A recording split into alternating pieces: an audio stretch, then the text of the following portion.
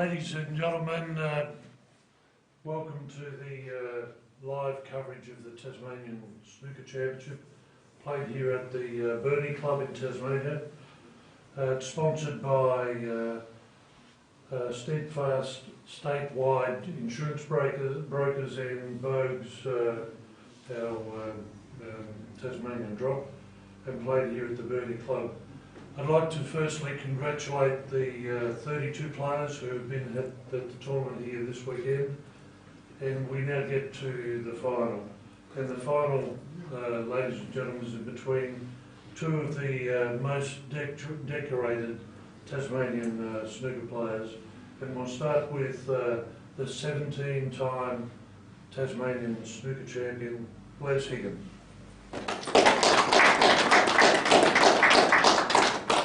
As I said, 17 times Les has won this championship, but he's also won Australian championships and those Oceania championships on the way through. Les recently went to Egypt to represent Australia in the six-red championship. To get to the final, Les beat Phil Woodham in an epic 5-4 semi-final. Well done, Phil.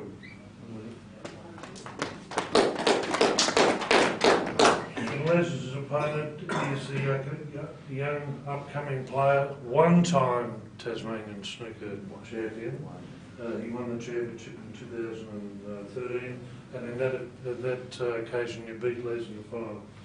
To get to the final, Cale defeated Denny Main 5-2.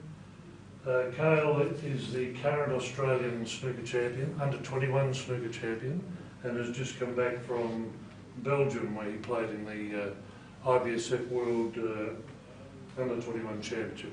So, ladies and gentlemen, Cale Bennett.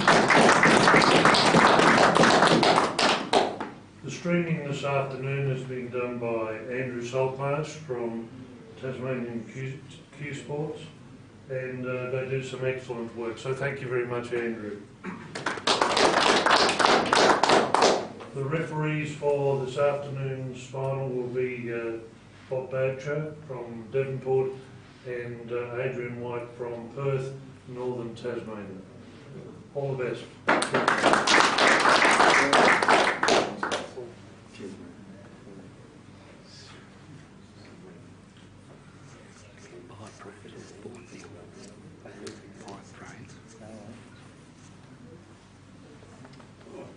Decide who's going to call? Tails. It's a hand. I'll have a break. Have a good game. Have a good game, Ferrier.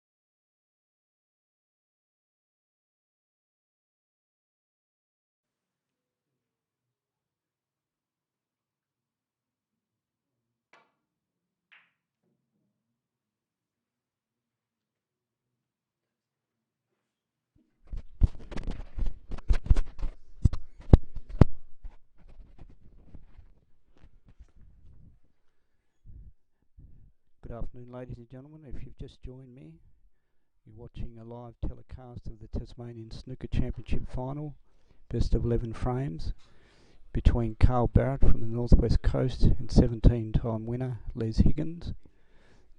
Start of the first frame.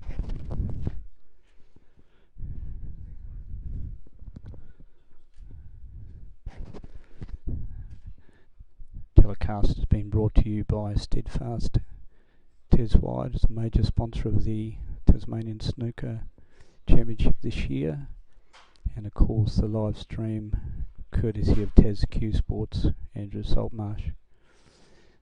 Referees for the first session is Bob Boucher from Devonport and Adrian White from Perth on the scoreboard. They'll alternate frames, matches over the best of 11 frames.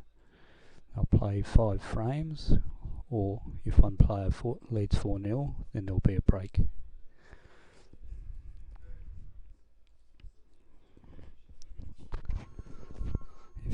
everybody's online. If you can just let me know that you're receiving the pictures okay and the sound is coming through.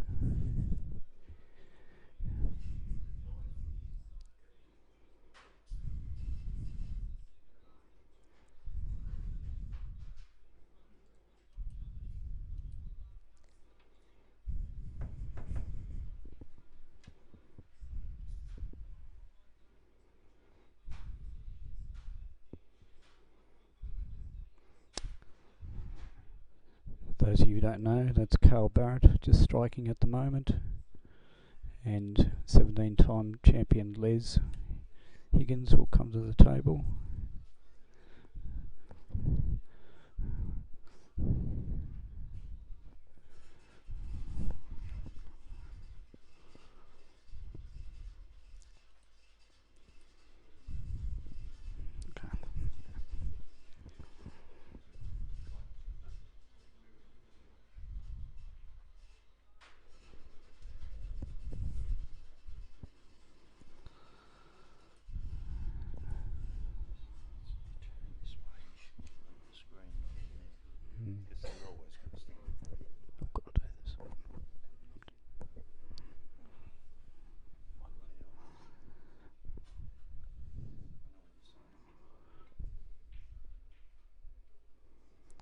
Nice read by Carl.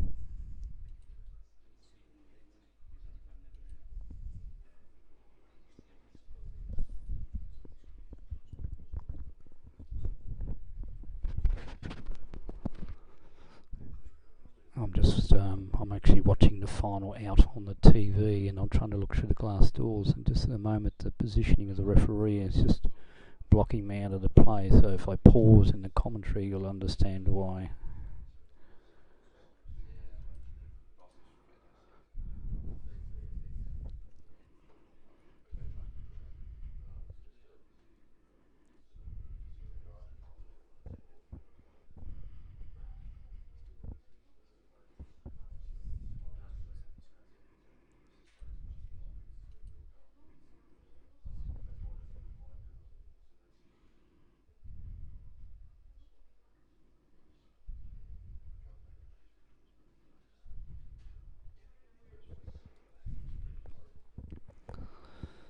I think Les, at this early stage, I don't think you'll try and cash this blue in. I think you'll be trying to play safe to try and not leave that red up. She's done it. It looks like Carl may have a shot from my angle on that red down in that bottom pocket.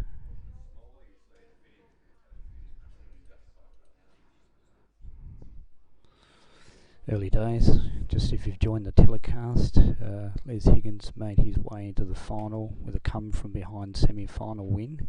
He trailed Phil Woodham, good friend and teammate, 4 frames to 1, and was able to get up 5-4. Meanwhile, Carl did it a little bit easier, getting over the top of his Northwest colleague in Denny Main, 5 frames to 2.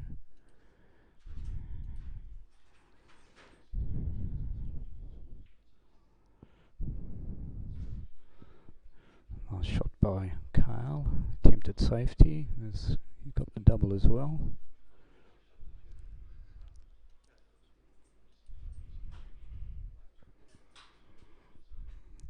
I'm just sitting outside the room. I'm multitasking at the moment. I'm running the electronic scoring, which is on the webcam, and also trying to peer over the top of the referee.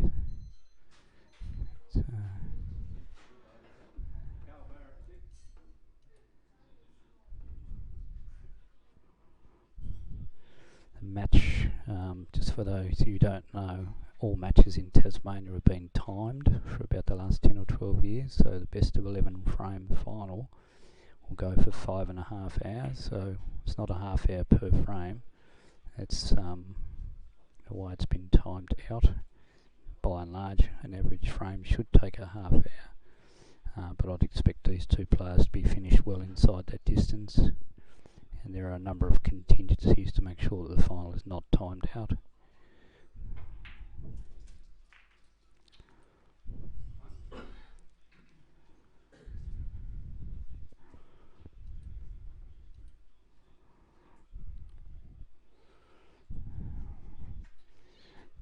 Carl's left himself in an awkward spot here. He just might have a posse on that black. Very good pot.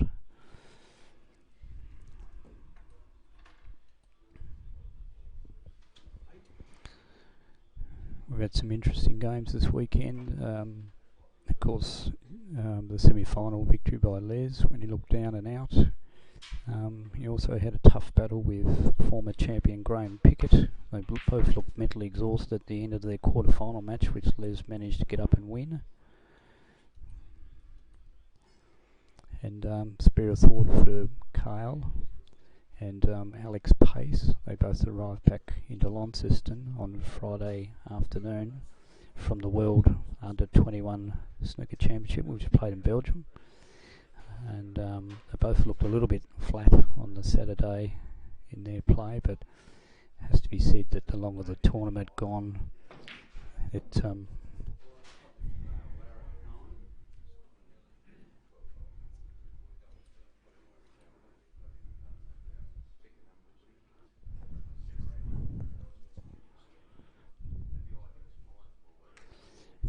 if anybody's online out there, please drop me a text message. Just let me know that you're receiving the pictures and the audio okay.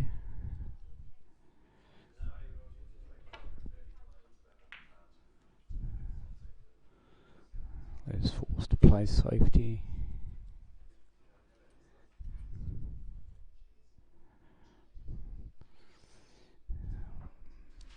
Carl Barrett became one of our youngest winners when he took out this championship in 2013, and of course Les, no stranger to playing in the title, having won it on 17 occasions. And big cheerio to Greg Watt, who's living permanently in Melbourne at the moment, Victoria, who's also a 6-time winner. So hello to Greg, I know you're online.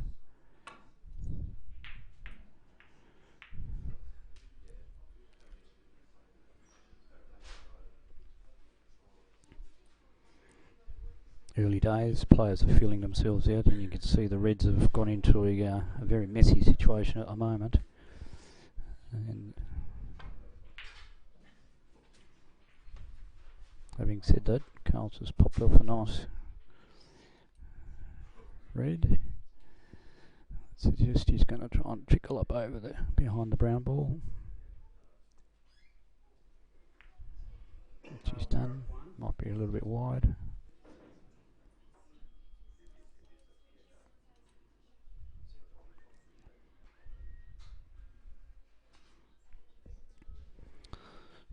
From my position, it looks like it's in a snooker situation. I'm partially watching the live table and also the TV screen, so essentially I can get a grab of the pictures you're seeing, and hopefully they're nice and crystal clear.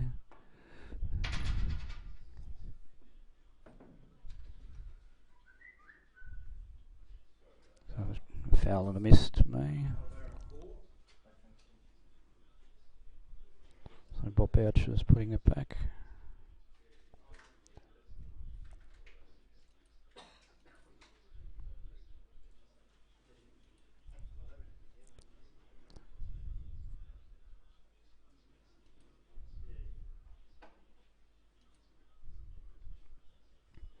Not a difficult snooker to get out of, but of course Les doesn't want to expose any of the Reds. To Kyle, who so far has had the highest break in the tournament of 70, 1 point better than Les's 69 yesterday. But as we spoke, it looks like he's popped a red up from my angle.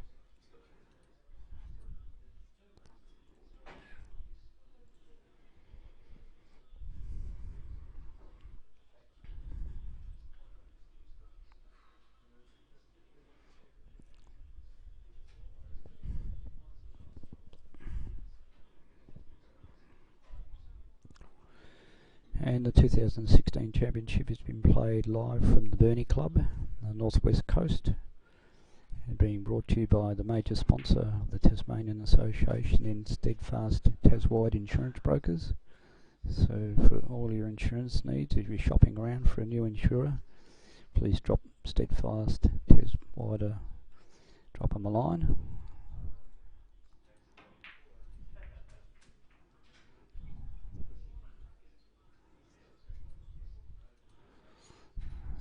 Carl's made all the running in this frame.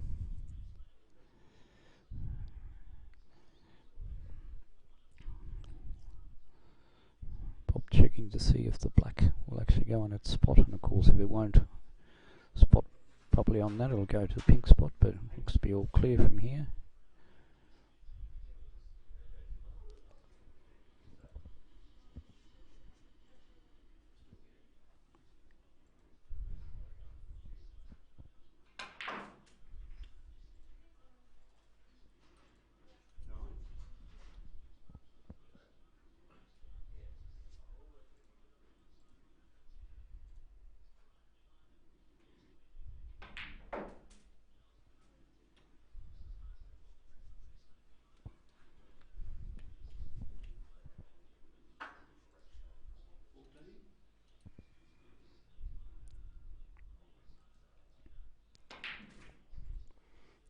So that leaves us in a spot of bother in this frame.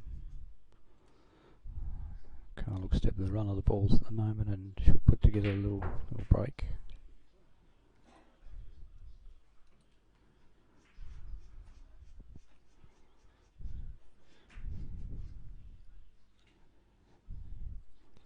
So currently at the moment the score is 43-1, counting the 22 break that he's got running. The final today is over the best of 11 frames. Players will play 5 frames, all 4-0.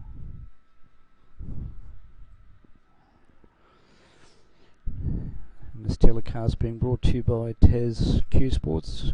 Andrew Saltmarsh doing a great job in Tassie, live streaming some of our events. Hopefully a few people have tuned in. I know some of the guys at the Clement RSL were going out to have a practice for the A Reserve Grand Final tomorrow night, so Phil Dando, Chris Snare and Rick Watt and co. Hopefully you guys are having a bit of a bo peep on the TV down there.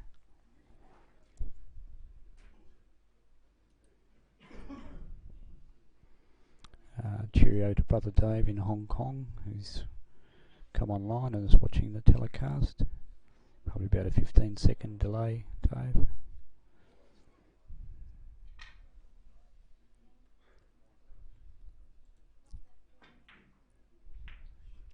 Characteristic miss then.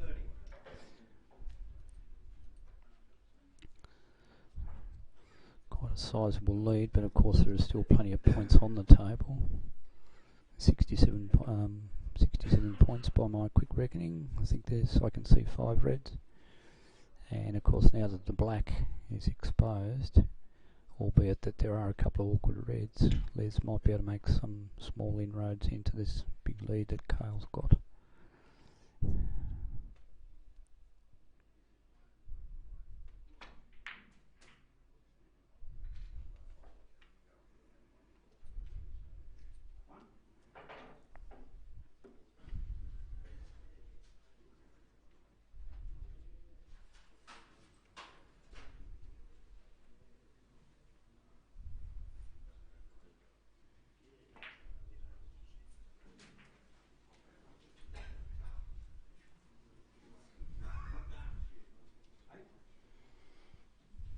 This is opportunity to make a couple of points. Pull back here. Be a bad shot. He'd be disappointed with that shot.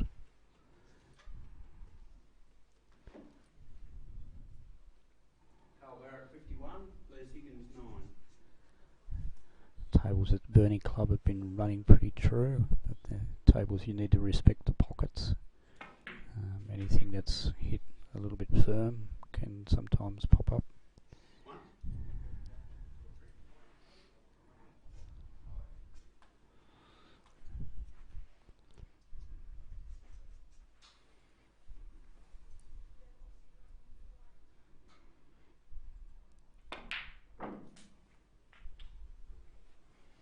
Carl a little bit unlucky, tried to promote that other red.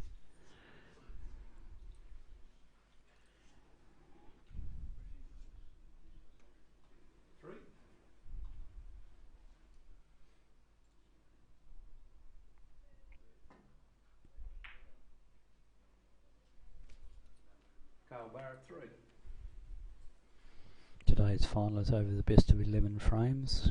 Players will play 5 frames, or if one player leads 4 frames to love, they'll break after that first session. And just repeating, you're watching 17-time champion Les Higgins at the table, just vacating, and 2013 winner Carl Barrett from the Northwest Coast, aiming to pocket his second state snooker championship.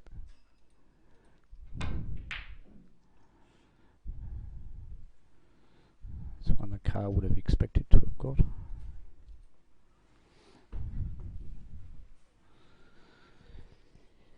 So with 43 points available on the table, Les needs a snooker at this stage. So it has to be said that Carl is in the driver's seat, but sometimes a snooker, a penalty, can change the context of the game. There's actually 3 reds on the table where I'm sitting. I couldn't quite see that one right up the Les is queuing at, so I take back what I said. There's actually 51 points on the table, so Les can win, but won't be happy with that.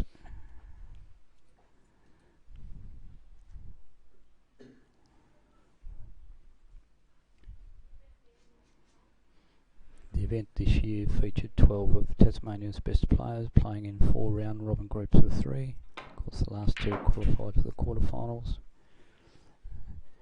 and in conjunction with that was a consolation plate, which was taken out by Graham Pickett, 5-time winner of the Tasmanian Snooker Championship, who prevailed over Brian Cole this morning. That consolation plate final was played this morning.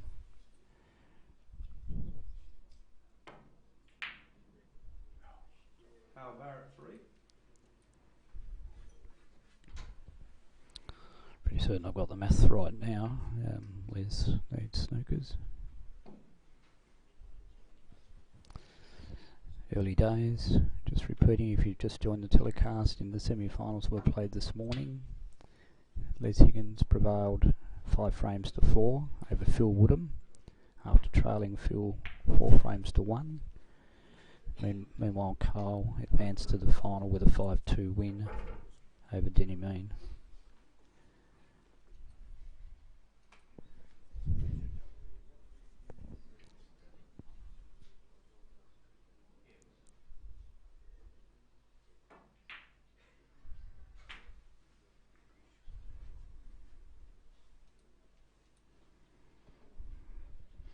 I'd say that Les will stay on the table for a period of time here. Won't want Carl to dash into the next frame, so knowing Les in his workman-like thing, he'll maximise every opportunity he can to try and lay a snooker and get his queuing going.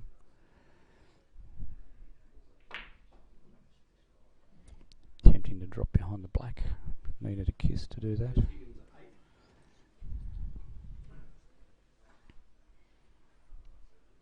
So drop me a text message or anything if you happen to be online, just to let me know that the pictures and the audio are coming through okay. I've already had a few messages.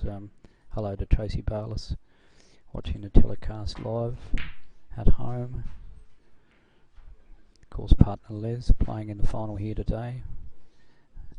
Tracy, former Tasmanian women's snooker champion, top player in her own right in the female ranks. See the scoreboard at the moment. Carl Barrett 57 leads Les Higgins 17, so 40 points the difference, with 35 on the table.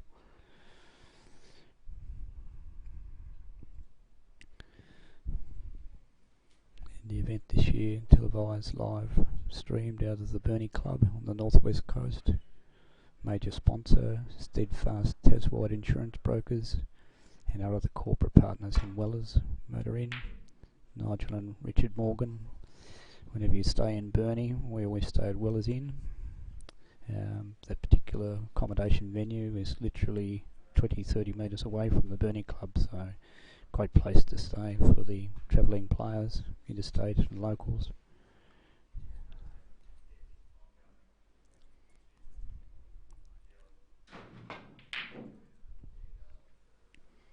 Carl tended to jump on that a little bit.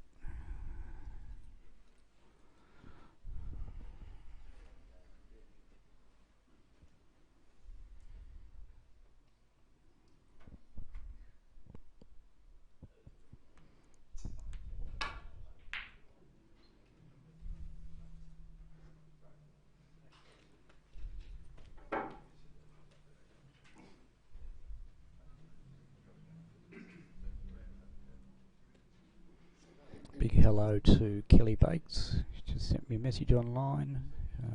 Had breakfast at one of the newest establishments in Burnie, at the chapel, and the place was literally packed.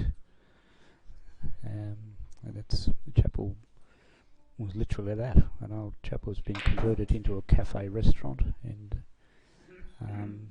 we had a great time Saturday morning. Place was full, very vibrant atmosphere. Good way to start the day.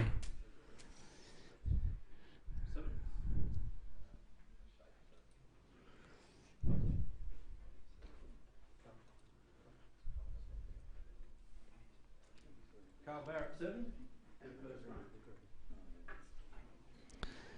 So the first frame goes to Carl Barrett, score of 65 to 17. A best of 11 frames final, so a race to 6. And Carl, who won the championship in 2013, is playing 17-time winner Les Higgins from Hobart. Of course, Carl from the northwest coast and a member of the Burnie Club. And his dad, Garth Barrett's here today watching the final live. We're starting to get a few people online now watching the event, so it's great.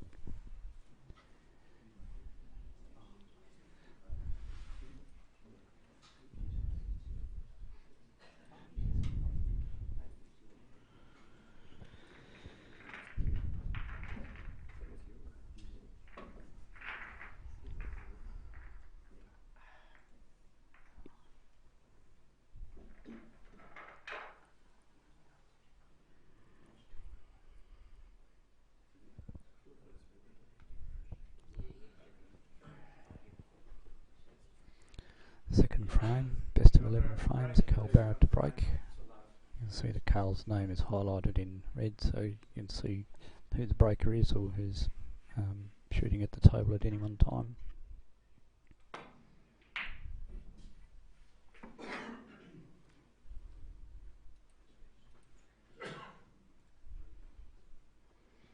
Hopefully I'll be joined a little bit later in the commentary by some of the people in the room. As I said before, I'll try to multitask, do the scoring, live scoring, plus hopefully try and keep some of you folk who are online interested. You can see the pictures.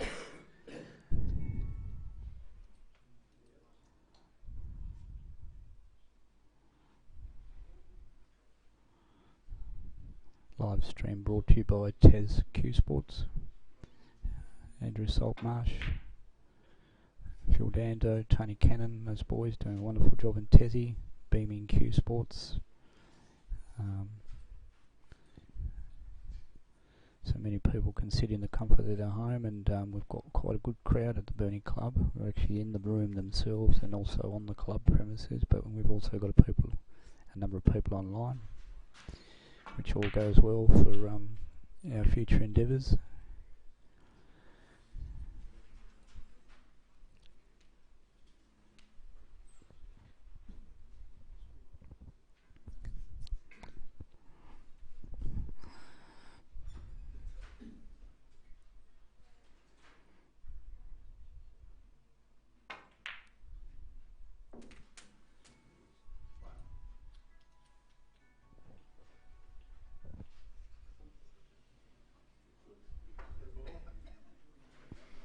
It wasn't my phone in the background, that was Salty's, in case you heard that.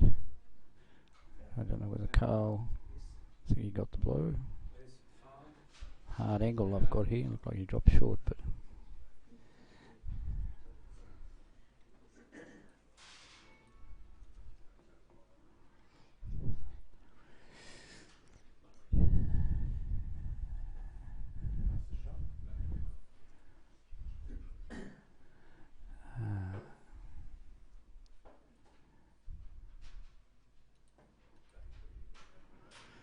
so he did drop short.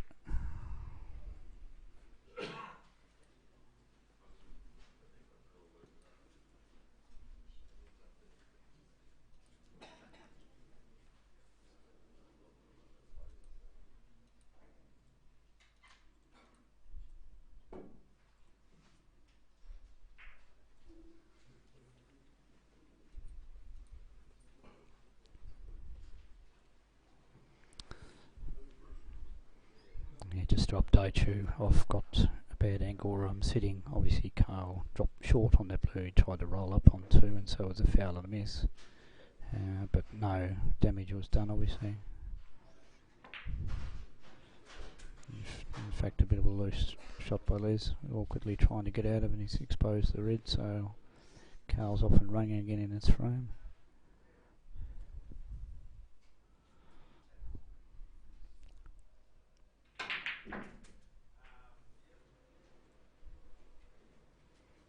Probably the red into the middle, both diagonals.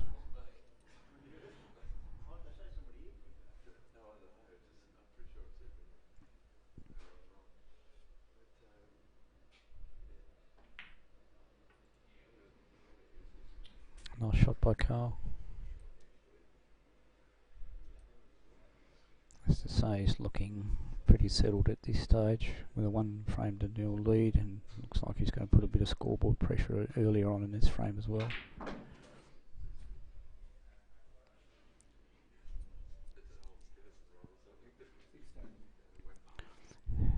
Dashed in a nice break yesterday of 70. Saying this will be a 70, but certainly going to get a few points here.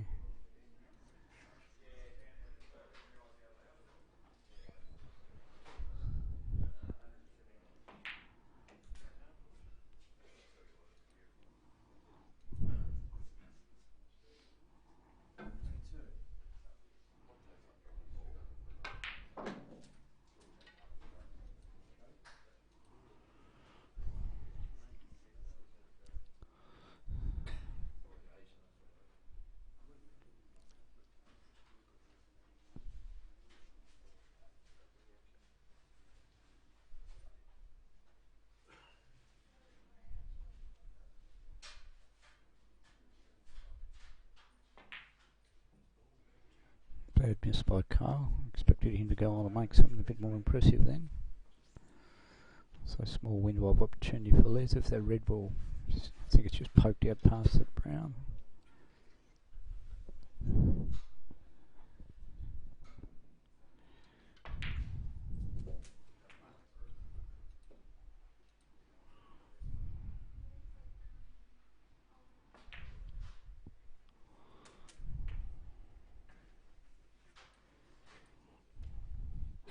It's early days. Carl is taking a lot of the running in this best of 11 frame final.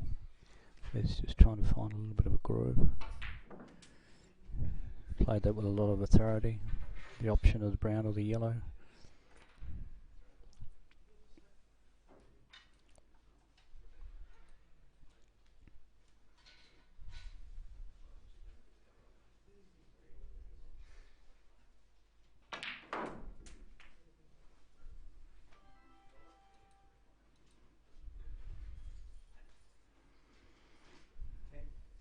Carl will miss that easy miss before.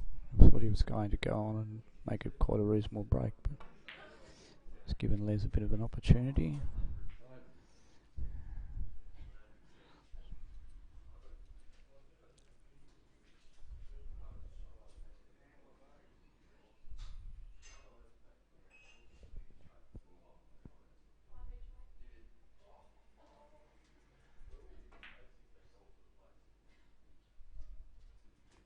Nice shot by Les, nicely controlled.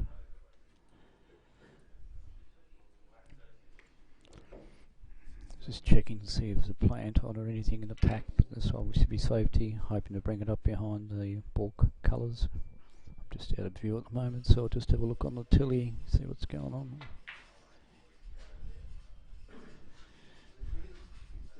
Drop short, wouldn't be happy with that. Gives Carl an easy out to make a safety stroke. He would have preferred it on the back rail at a very minimum at this level.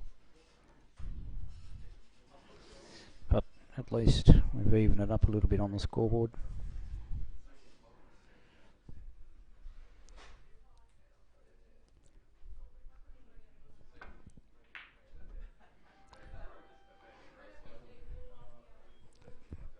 Live stream being brought to you by TesQ Sports. We're live streaming out of the Burnie Club, which is on the northwest coast. Heritage listed building, magnificent old building. I'm sitting outside the billiard room, which contains 3 billiard tables. Got a real old world charm to it. Play a lot of our tournaments, and principally the Tassie Snooker Championship been played here 7 out of the last 8 years. And you're watching live action. 17-time winner Les Higgins, who's playing Carl Barrett, who won the championship in 2013.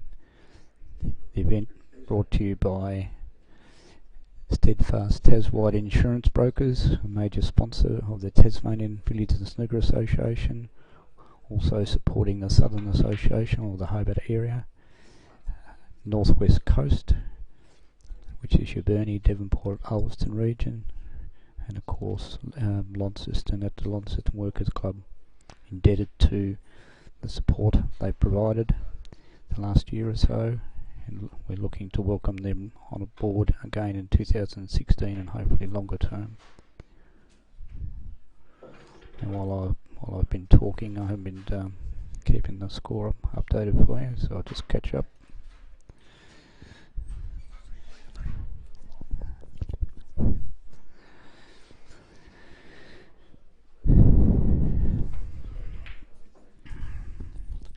White is heading down towards me ominously, and he's gone in off. A little bit unlucky there.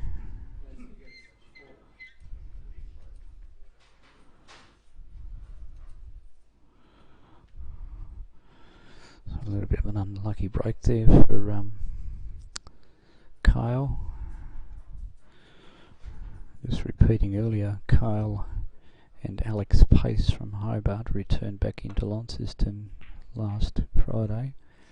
They went away for the World Under-21 Snooker Championship in Belgium. By all accounts had a great time, but obviously they came back looking very much jet-lagged, and it showed in Alex's match last night when Denny Mayne got over the top of him pretty comprehensively in the finish. But Carl seems to have shaken off some of the cobwebs. Completed his semi-final win this morning, 5 frames to 2 over Denny Mayne. Les did it much tougher, coming from 4 frames to 1 down against Phil Woodham to get up and win 5 frames to 4.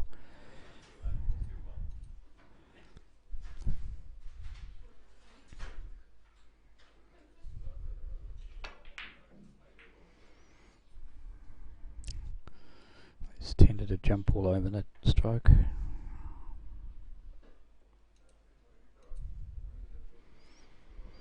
As you can see by the score, there's really nothing in it, so these couple of reds that are exposed are going to be everything. It's looking likely that the ball on the top side will probably go into the middle from my angle.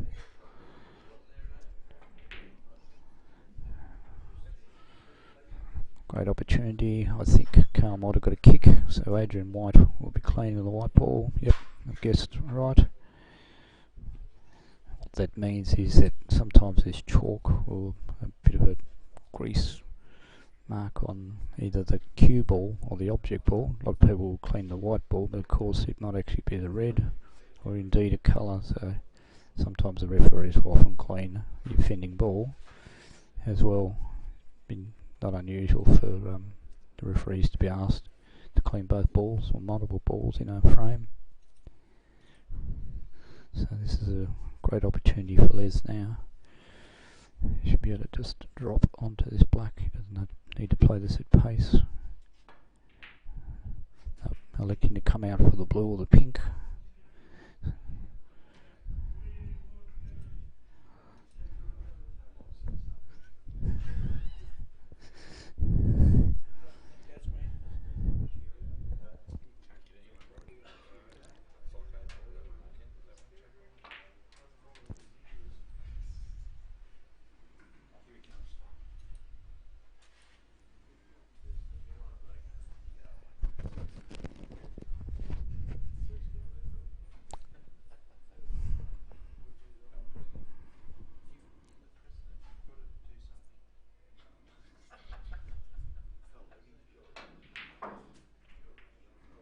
A little unlucky, Les. He wanted to be on the other side of that black. Scores are level at this stage, so it's looking a little bit more positive for the 17-time winner.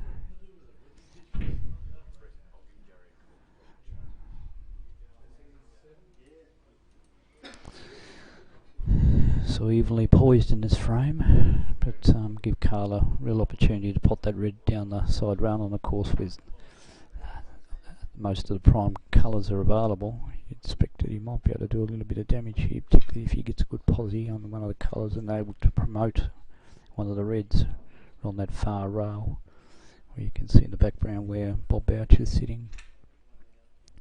In case you've joined the telecast late, live streaming from the Burnie Club, this is the final of the Tasmanian Snooker Championship, played over the best of 11 frames.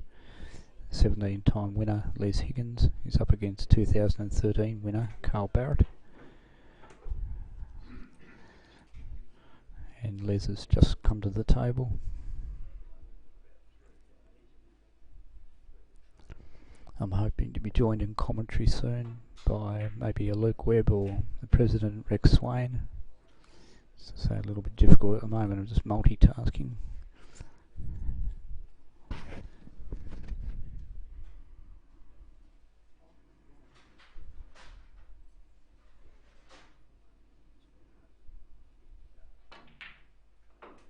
Nice positive stroke by Les. Be looking to play safe off the top red. Try and bring the white ball back up cushion. He may camera angle that I'm looking at.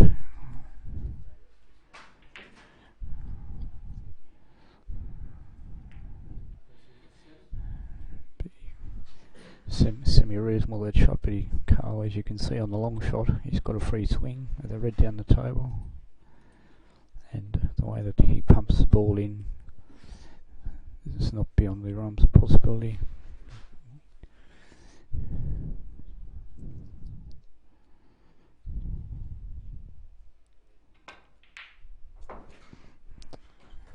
Good call.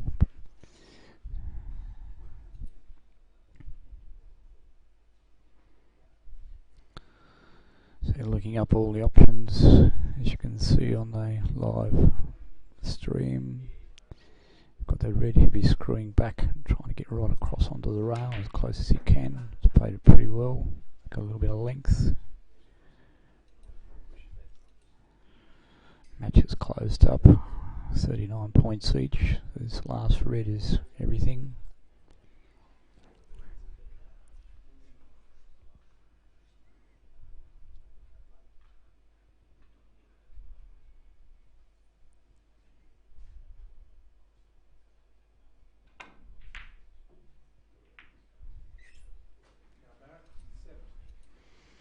Sure what he was playing for. He was going for the pot because it was a very bad pot. He'd been trying to sneak past for the snooker, but I think not. Just a loose stroke at this stage of the frame can probably spell the end of the frame.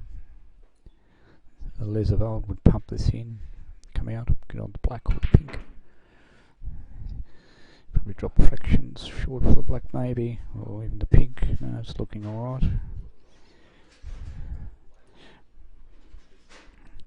Pink definitely the ball for the yellow. Les with a 1 point lead. Golden opportunity here though if he pockets the pink.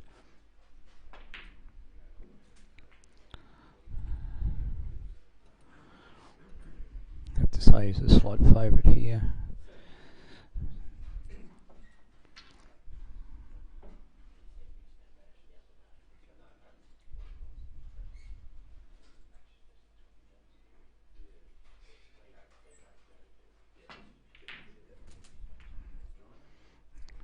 Staggered its way up to the green.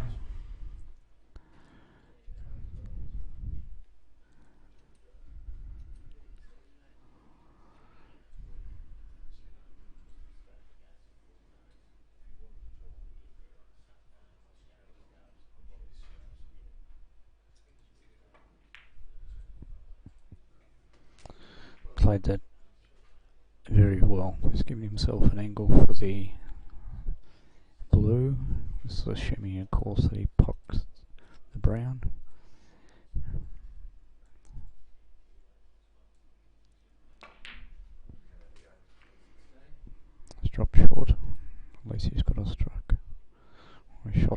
say, because the blue was his black. And he needs the blue, and then Carl will require snookers.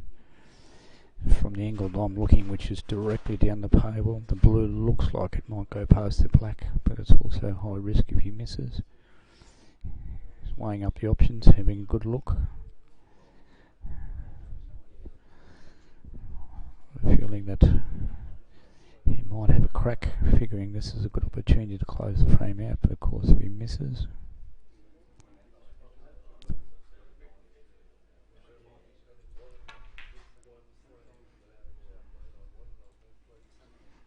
that was always the danger. So Les Higgins with a 16-point leader, but of course Carl needs blue, pink and black, and unfortunately Les has very much left them exposed. So in my old parlance, or the way that I'd say it, this is Carl's black, which is the blue. You can't help but think that you cannot get on the pink, so it's all about the blue.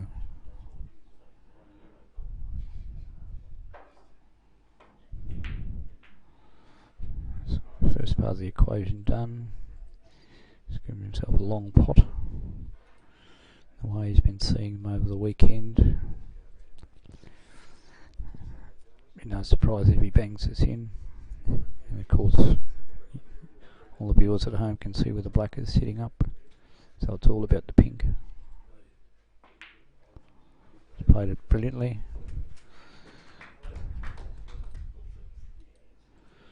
Les would be disappointed with this one that got away, because he took on the blue.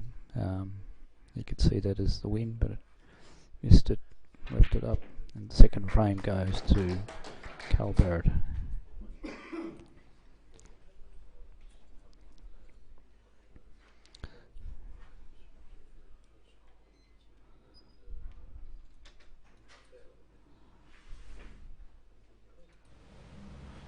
So Carl gets up and wins the frame 57 to 55, and Les would kind of be thinking that was probably his frame. So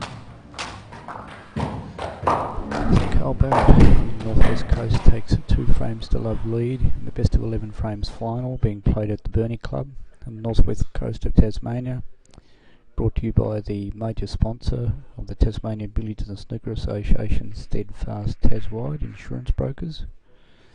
So for all your insurance needs, please contact Steadfast Taswide.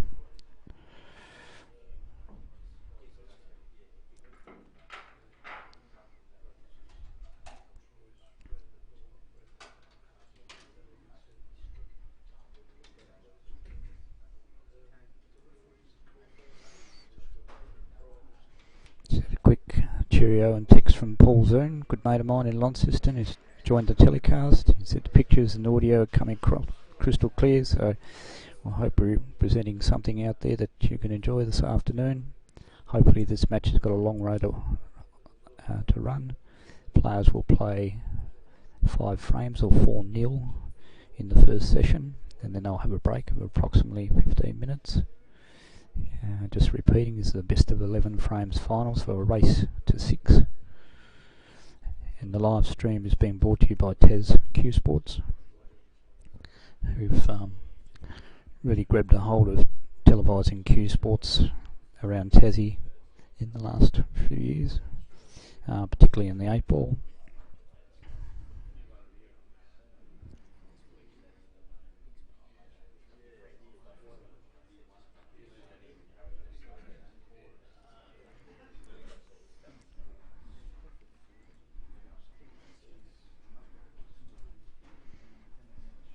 Just waiting, the referees just adjusting the scoreboard. Just waiting for the 3rd frame to resume. So one of the tables has left one of the players has left the venue just briefly, just probably for a short, quick toilet break.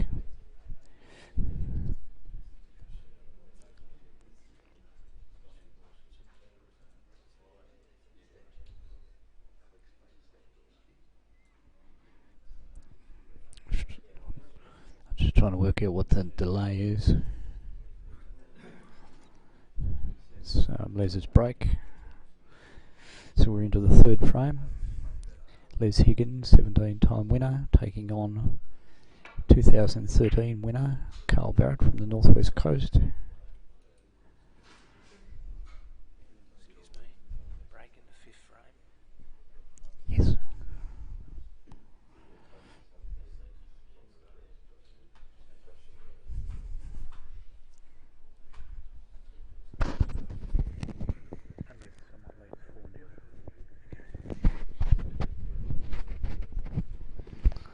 I think the delay was with the referees just ascertaining when we were taking the break. So just repeating, after 5 frames or 4-0, there will be a break in the session.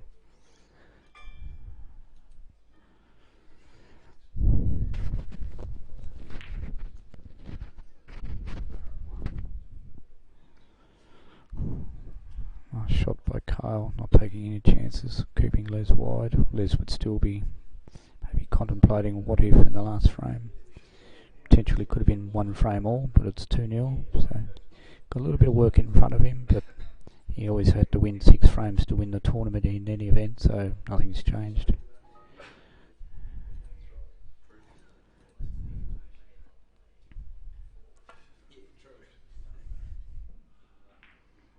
Got that extremely fine, might have got out of it.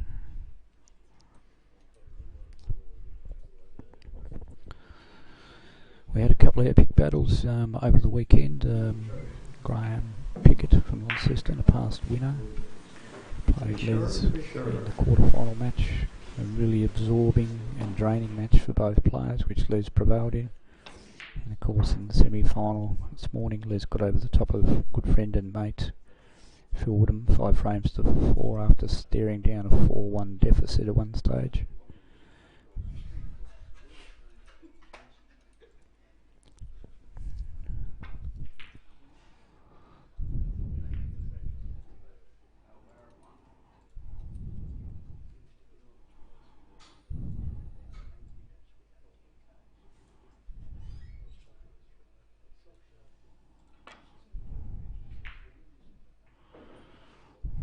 Les has dropped short again, which I've noticed a few times today.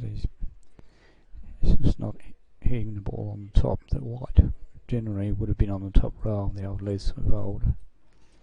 So whatever you're giving a player of Kale's ability, that advantage of getting your hand on the table and is able to turn defence into attack, and the point being in question just now, it looks like a snooker from where I'm sitting. And of course in Tasmania we have, and I guess the same as what they do in the nationals and the big events, that every foul is a miss. It was employed some years ago to bring in consistency across all the matches, so the referees pretty much calling a miss on every stroke. It's worked out pretty well the last 3 or 4 years. When you come to play in the Tasmanian Championship, they're the conditions.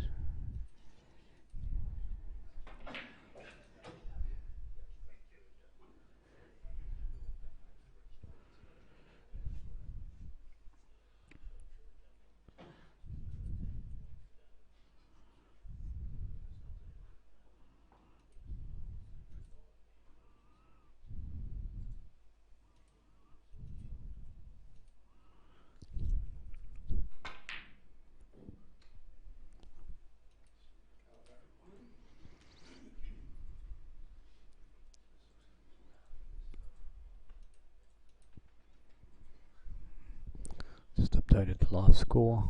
Notice I'd given Les unbiasedly the last penalty foul, which of course went to Carl, so the score you're seeing is correct.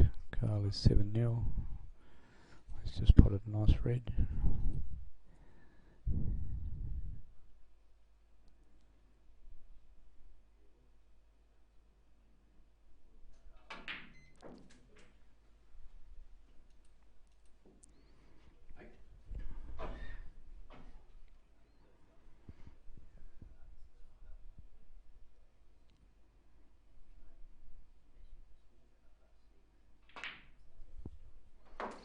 That's a great shot by the Les of old.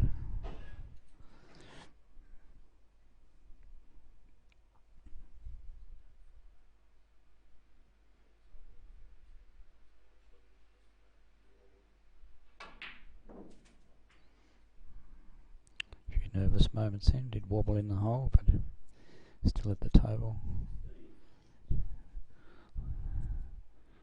Looks a bit low on that red, but it may still gettable. Should have a shot to nothing, and unfortunately got nothing. And his worst place scenario is left the red. I don't think it's snookered.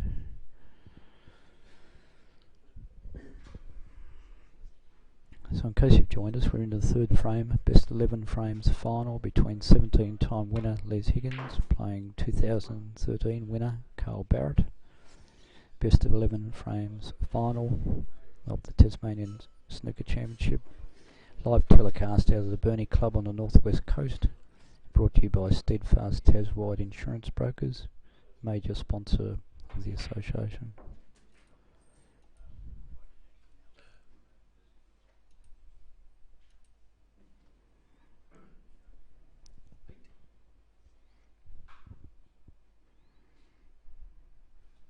Referee for the session is one of Tasmania's most experienced referees in Bob Boucher, good friend. Bob's been in the game for a lot of years, life member of the Northwest Coast, and of course a past president of the Tasmanian Council for a number of years, also a member of Australian Council for a stint.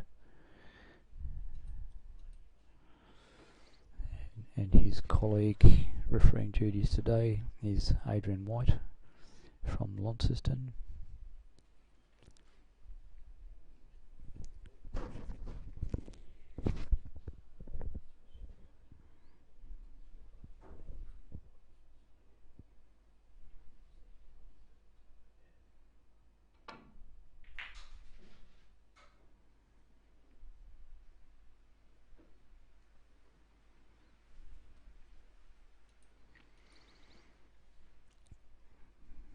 Tasmanian Association introduced a new format this year where we played our championship over the one weekend, whereas in the past, particularly over the last 10 to 12 years, we played it over 2 weekends. Nice pot by Carl.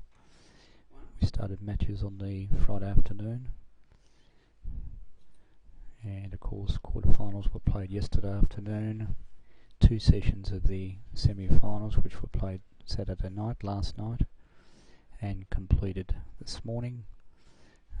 The last semi-final in fact was the Les Higgins Phil Woodham match, which went 5-4, finished approximately 11:45 Australian Eastern Standard Time, and the final kicked off here this afternoon at 1:45. Players will play 5 frames in the first session, or unless one player leads 4 frames to nil. We'll have a break for approximately 15 minutes. So scores are level in the third frame. Just in case you've just joined the telecast, Carl got up in the second frame, or the last frame just completed on the black ball. Les had a golden opportunity to pot the blue, close the frame out, but unfortunately he didn't take that opportunity. And of course the player Carl's ability quickly put him to the sword. Of course Carl is the defending Australian under-21 snooker champion, just come back from the World under-21s in Belgium, where he accompanied Hobart's Alex Pace, 2 of the rising stars on the Tasmanian scene.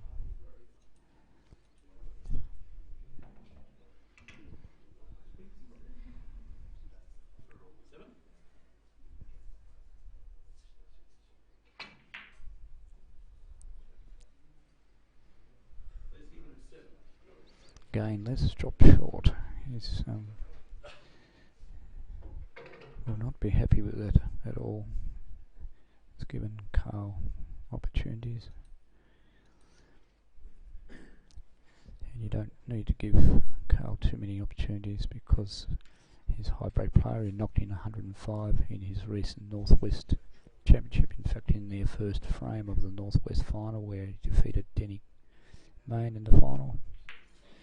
Of course Les, a multiple 100 break player, but it has to be said, has been playing a lot over the last few years, so the edge has probably gone off his game in terms of firepower. but still knocked in some nice 60s in this tournament over the weekend.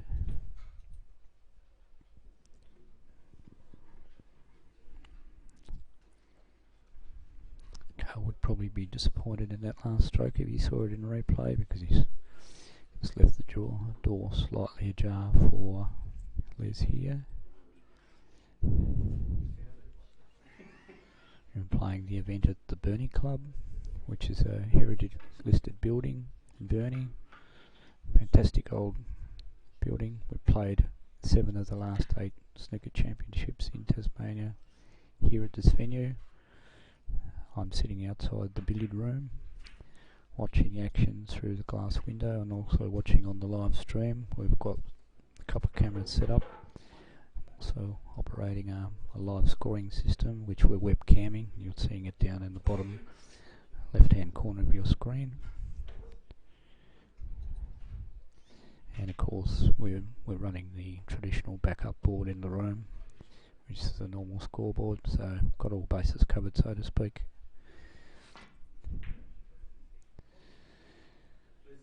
Another uncharacteristic miss by Les, must be frustrating.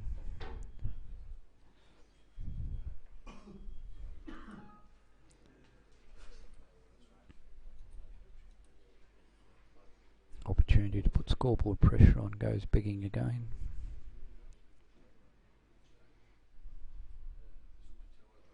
Obviously we're looking for a contest here today. At the moment Les is letting a few opportunities just go past him.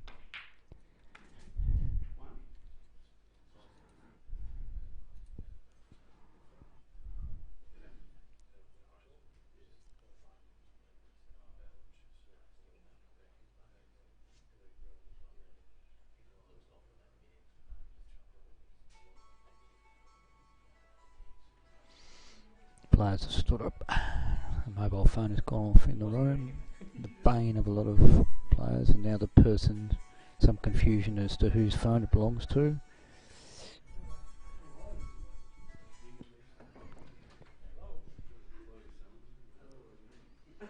So Carl is resuming his composure, as I'm trying to as well. Hopefully you're not.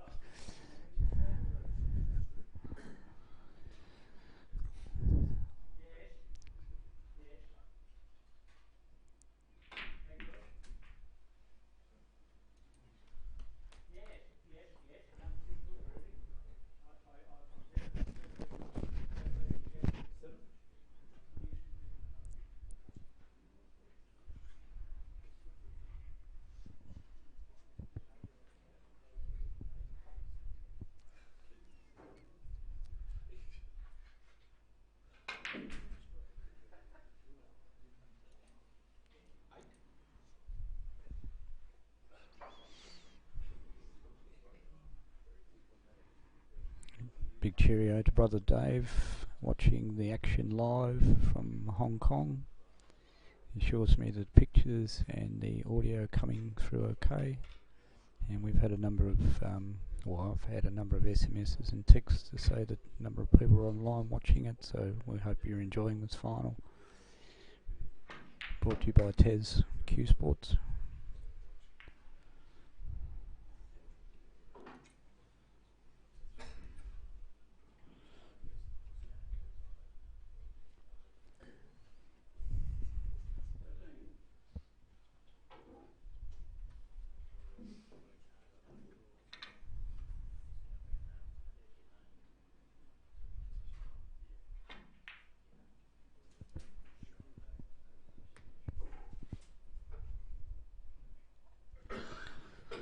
Just blindsided by the referee at the moment. Mr. Salty assures me just potted a red.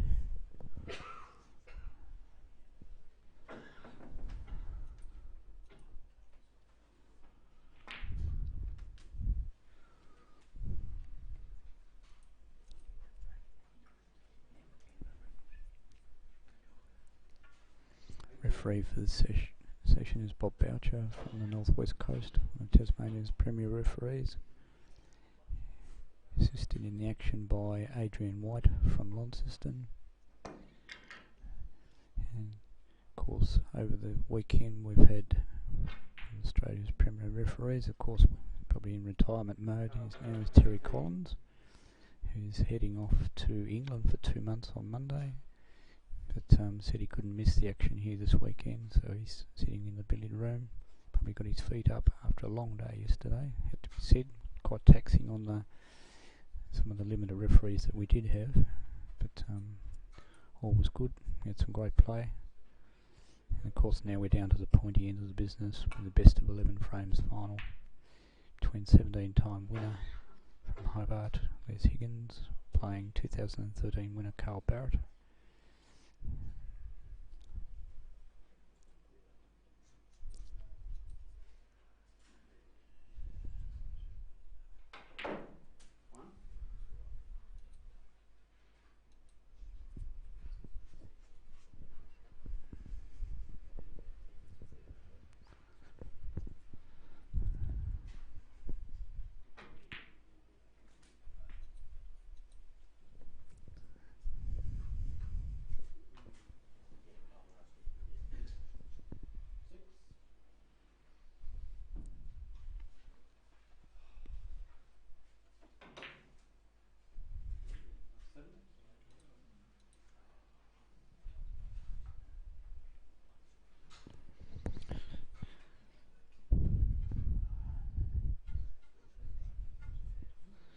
As you've just picked up the telecast, Carl Barrett, 2013 winner, playing 17-time winner Les Higgins, best of 11 frames final, live stream from the Burnie Club, northwest coast in Tasmania.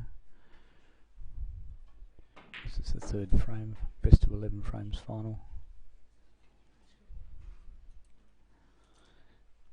And of course proudly brought to you by the major sponsor of the Tasmanian Billiards and Snooker Association, Steadfast Taswide Insurance Brokers. And assisting us, one of our corporate partners in Wellers Motel and Restaurant.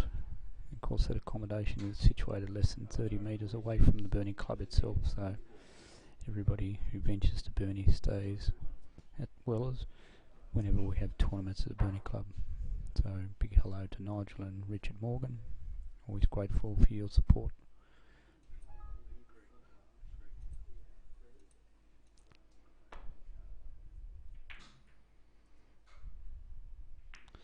There's in a precarious situation here, but of course not out of the match.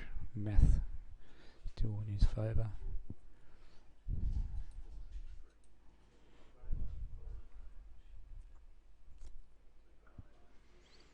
Looking hard at where the yellow is situated. Of course the opportunities are there for the snooker, and with the rules that we've employed in Tasmania, every foul is a miss, but electing to take the green pocket, so you'll probably just stun this in. Was hoping to drift across and probably get a better posse on the yellow, but he's still got some options. As I said, with a score of 46 to 28, clearly still in this particular frame in the match, but it has to be said, probably a frame that he needs to pocket. Can't afford to give Carl a big lead in the runaway start.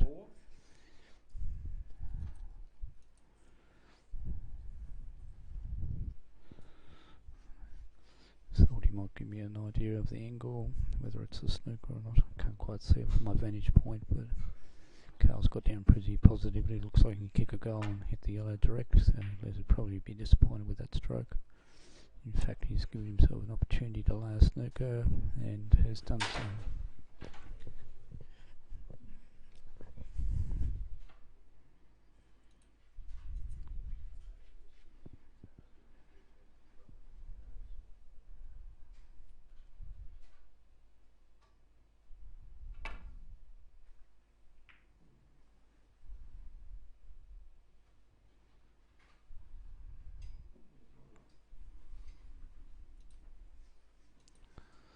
So danger times for the 17-time winner.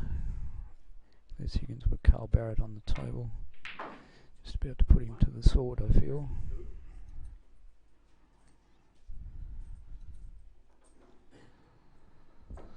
There's 20-point set lead, and of course 25 points on the table.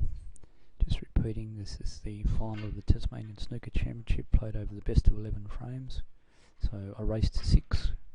First session will comprise 5 frames, or if one player leads 4 frames to love, a 15-minute break.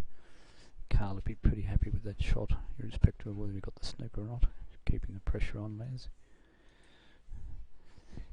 Event being live streamed out of the Burnie Club, northwest coast of Tasmania.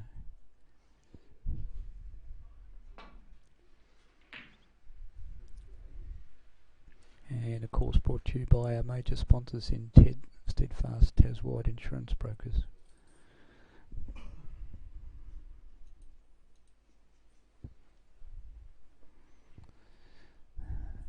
So a lot of work in front here for Les, 20 points behind. Of course only 25 points on the table.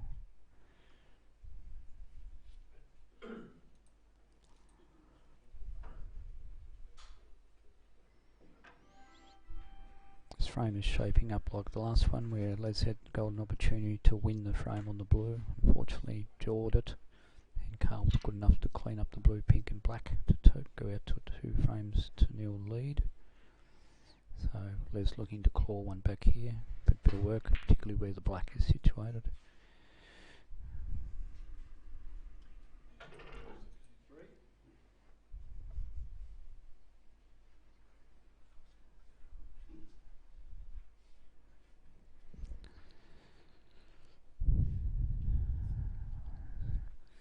The old Les would pump these 3 balls in, and then of course be confronted with a difficult black. See the plan to pass here. Played it well. One would assume that he would get on, have a shot at the black, we should say.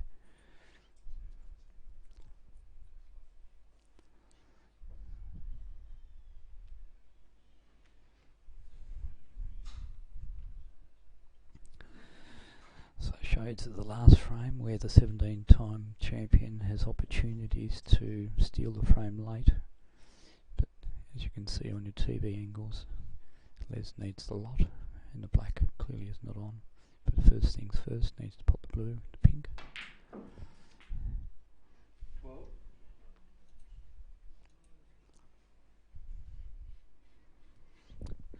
So currently the score is 48 to 40. He's got a nice angle.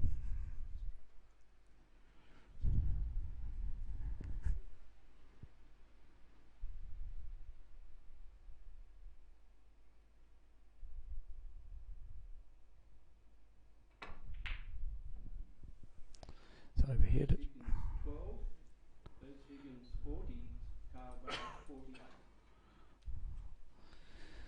So this is Carl's black, so to speak. So he needs the pink ball, and he's got a free swing at the shot. I suggest he'll drill this down the rail. He's got out of it, I think. I don't think that's cuttable unless Salty gives me the thumbs up and there's a better angle on the side shot. He's given me, he said 50-50, so I suggest that Les will be looking for some sort of safety. Just blindsided by the referee at the moment in the room. Les, of course, having some difficulty getting up on the table, not as young as he used to be. In the old days he would have swung that leg up there quick smart. And of course he perched it over the top of the black, so there's a little bit going on here.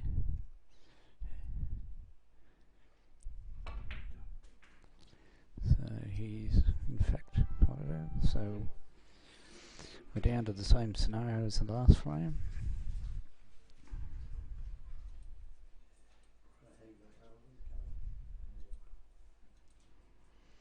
He scores a 48-46, so black ball frame.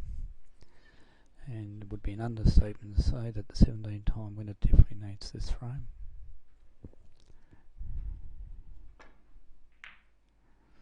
Played it pretty well.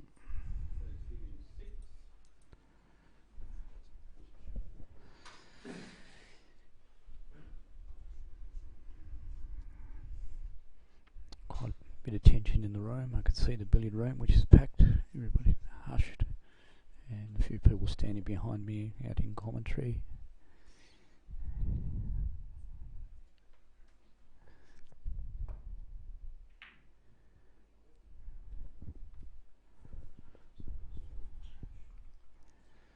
Salty tells me there's about 20 or 30 people online watching the live stream, so we've been having people dropping in and out.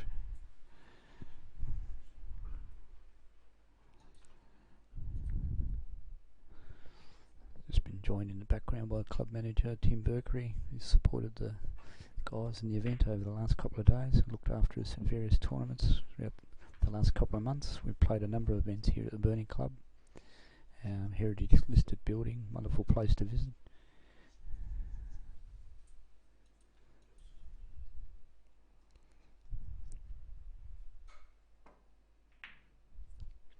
Carl's played a ripper, that's a good shot. I heard someone cry out in the background double, but that's reserved for 8 ball. Not saying you don't play doubles in snooker, mind you, but at this stage of the match, mind you, I'm not sure of the angle. You can see the pictures that I'm seeing. Be happy with some good escape here, I would suggest.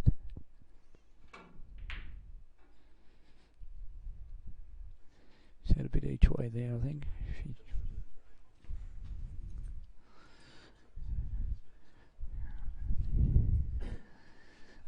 I've been kindly advised in the background. No, I can't repeat what's been said.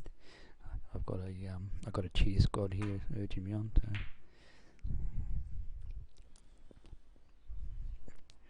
Well, it has to be said, this is a golden opportunity for Les.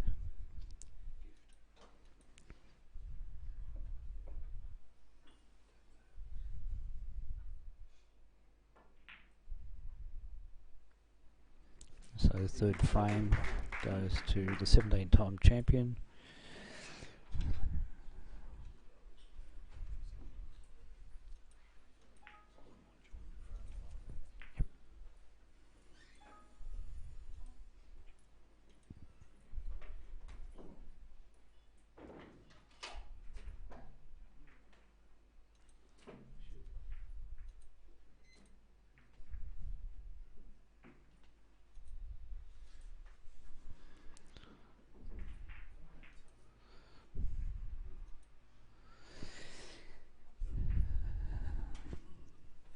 So I'm just about to mic up the president of the Tasmanian Billiards and Snooker Association, Mr. Rex Swain from Launceston. Rex has been with us all weekend, and of course he refereed as well yesterday, and it was a late day, so to speak. So good afternoon, Rex. I'm just having a look over to see if you're coming through loud and clear. I'm trying to... Salty's not sitting on the screen, but hopefully you can hear the president. So Rex, what have you thought of the tournament so far? Pretty even?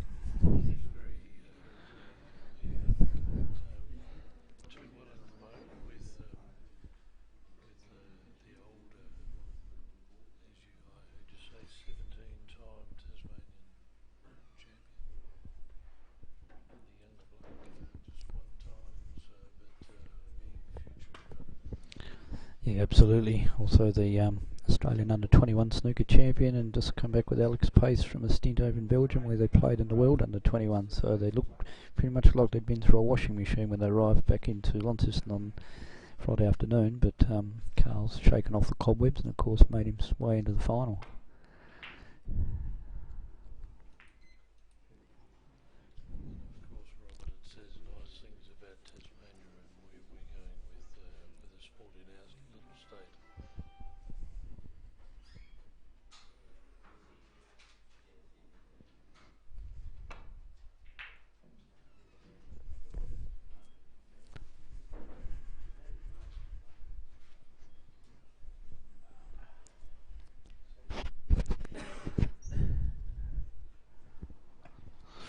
Just getting a bit of feed that we're not picking up Rex, so maybe the second microphone hasn't kicked in. Rex has been making some good statements, but he may not be coming through. We're just looking at Salty, probably got a technical issue just with our microphone. We'll correct that in a moment.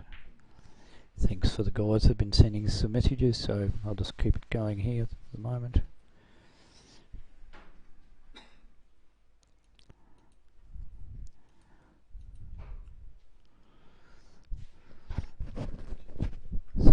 repeating at the moment. On the table is 17-time winner of the Tasmanian Snooker Championship, Les Higgins. He's playing 2013 winner Carl Barrett from the northwest coast. Let's just pot it along red to commence the fourth frame. And meanwhile, Salty will be back here. He's just adjusting one of the cameras in the room there, just getting a little bit more clarity. You'll probably see one of the pictures just moving around, so we'll be back to sort out the audio issue just in a moment with Rex, because we obviously want to hear from Rex, who's the Tasmanian Snooker president and also refereed in the tournament. Joined us on Friday, and like a couple of us, had a big couple of days.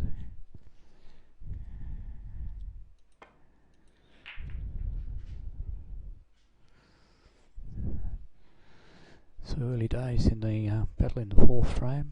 It's repeating. This is a race to 6, so best of 11 frames for the final of this. First session will go 5 frames because Les has actually won a frame. It would have gone if Carla had won 4 frames. It would have stopped. We'll play that additional frame now.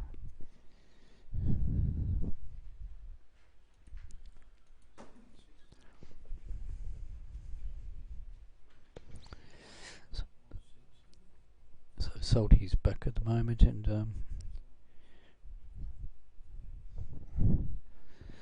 sorry. So if somebody can just text us and let us know. So we'll go again, Rex. Sounds like I'm back on air, Robert. I'm on, okay. So I don't know whether we talked, they got what we were talking about earlier. Robert, we'll just have to chat as we go. Yeah, absolutely. But you've had a couple of big days yourself because you refereed a number of the matches, and fair to say, even though we only had one glass of red wine late last night, it was a pretty tiring day. I think Robert has a few glasses of wine actually. After the action. After the action, of course. Very much after the action.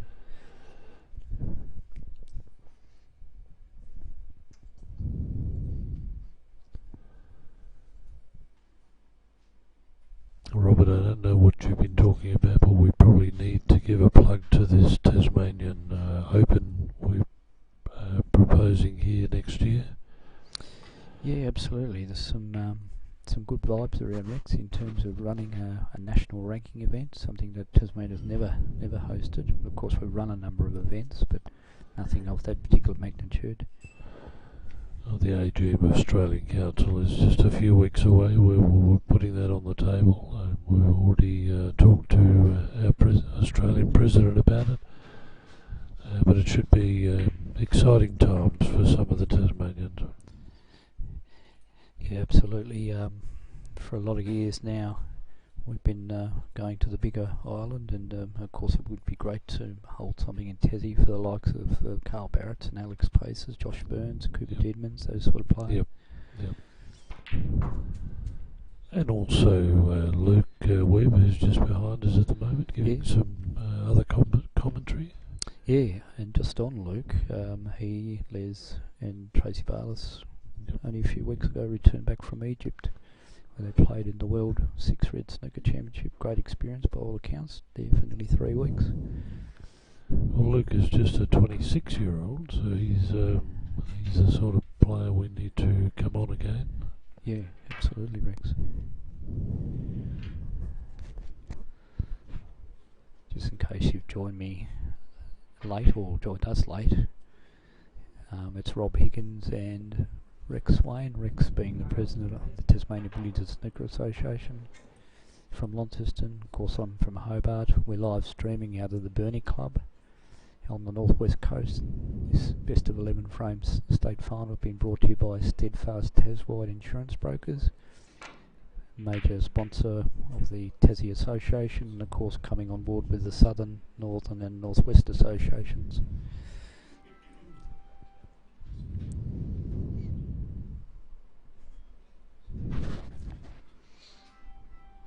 Saw some good standard matches yesterday, Rex, and of course an epic struggle in the semi-final this morning where Les 4 frames to 1 down and managed to dig himself out of a big hole. Well, he's getting a bit of a reputation for being able to do exactly that, and I guess that's the experience that Les has. Down 4-1 to get back 5-4, and he was down, I think, 3-0 to get back in the Southern Championship against Alex Pace a couple of weeks ago. Yeah, absolutely. This live stream has been brought to you by Tas Q Sports. We've had really good association with them over the last 12 months. Of course, we live streamed the National 6 Red Snooker, which was held in Launceston earlier this year, proudly supported by Monson Logistics. And we had history in the making when young Josh Burns, just turned 18, won his first Tasmanian Billies Championship over Graham Pickett in an epic struggle. Yes, Robert, there's a lot of reason why our association should be supporting these young fellas, give them the opportunity. Josh, I think, is still only 18 years of age. Cale's just 20 years of age. Alex Pace, how old's Alex? Must be still under 18. He just played in the Mitchell Cup, so that's for the juniors. I'd suggest he's probably coming up to that cross over that threshold. So if Alex is online, you had to go back to Hobart earlier this morning, so if you could drop me a line to let me know that he's getting the pictures and the audio loud and clear. Be catching up on some sleep, Robert, probably. You're probably right there, X. He looked a bit flat in his match last night against Denny Main in the quarter-final. Not taking anything away from Denny, who played really, really well in this tournament. And of course, he's one of those players that are never beaten. Reminds me of a mini Ron Atkins. He grinds the frames out and treats every shot on its merits as you should.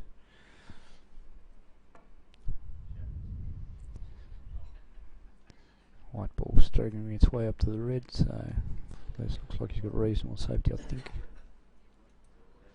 And Robert, I was expecting to see Gary Elliott there. He's been your partner in these commentary for a little while. What's happened to the Silver Fox? I don't know. He must have headed back to Launceston. Well, I kept looking around, expecting him to come and join me on the microphone. I was rather disappointed, actually. Unless he's in the billiard room itself. He might be home now watching us, Robert. Well, it's just not as much fun, Rex. We've had a bit of fun, it has to say. The Gary, I don't know who called him the Silver Fox, but it just seems apt.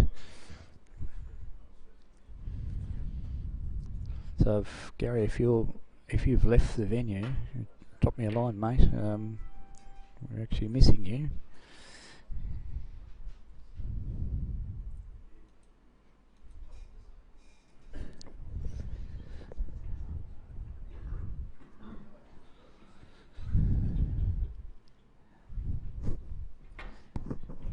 Just repeating, you're watching Carl Barrett, winner of this event in 2013. He's also the national under-21 snooker champion. He's going off against 17-time winner Les Higgins.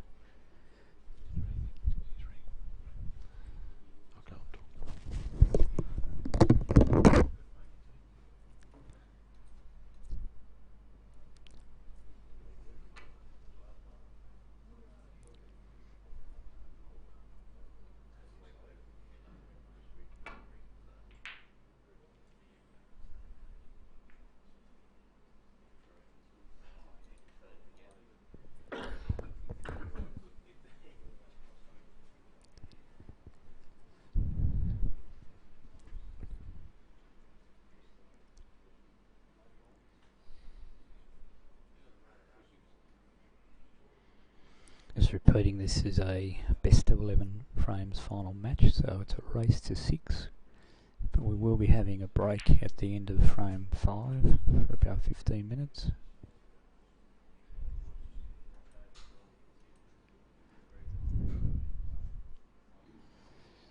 And you're looking at Carl Barrett, winner of this event in 2013, who leads 2 frames to 1.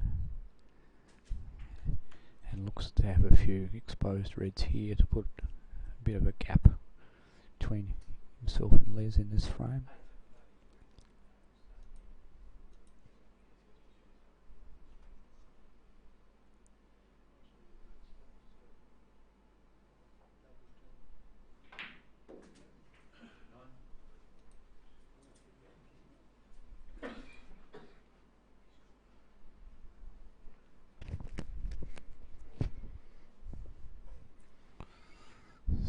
with a break of 9 here, and I suspect that this break is a long way from being finished. You can see him pumping this pink in, and there are a number of reds that are exposed.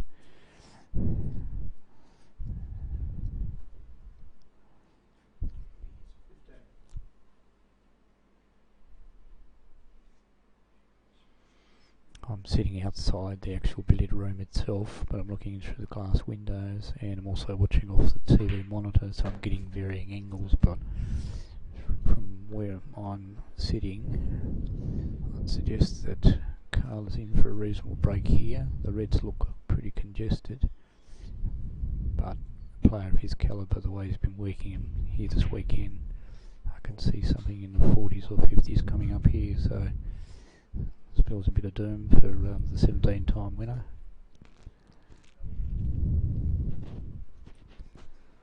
So he's on a break of 22 at the moment.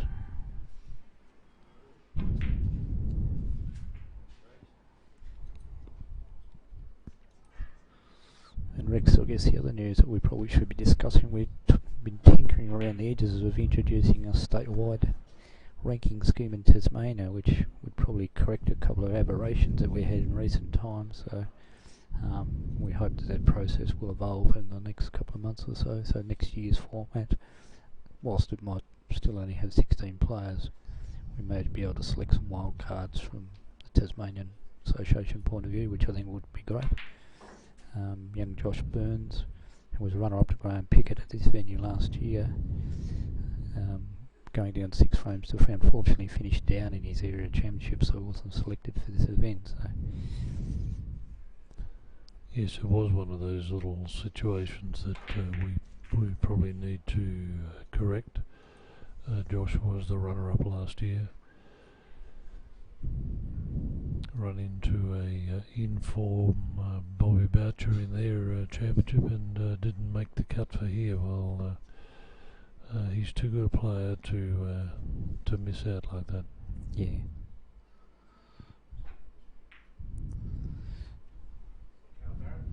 So it's a nice break of 37 and a nice safety shot. Then Robert, I have heard from Gary Elliott. He is on his way back to Launceston. He apologised that he's not here with you.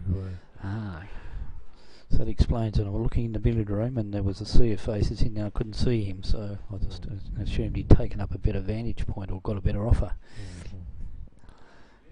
Well, he had his wife with him. That might have been a better offer. I'm not sure, Robert. So Laser's just played a foul. I'll just go back to job at hand.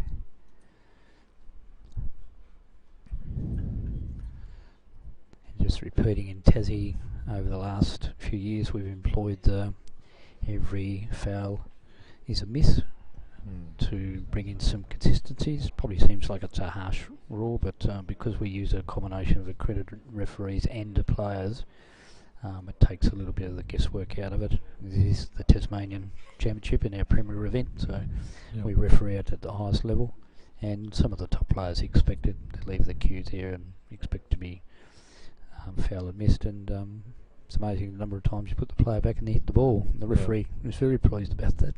Well, I know I am. Well, I didn't see any situations over the last couple of days while I've been refereeing where the way we do it in Tasmania is a problem. No. Bobby Boucher is our representative at the ABSR and will be there in a few weeks' time to join with the rest of the delegates in Australia to talk about referee and other matters. Yeah, absolutely. We had a couple of, I won't say budding referees. Adrian White's been around the traps for a while, but Colin Langman turned up yesterday and refereed very, very well. I'm not sure whether he's accredited Rex, but I'd suggest that he should be. Well, he's in the process, Robert. And I've been very pleased with we're watching him today, Adrian refereeing at the moment. He hasn't had a lot of opportunities, but he's taken this one, and I think he'll be a much better referee for what he's done today. Yep, absolutely.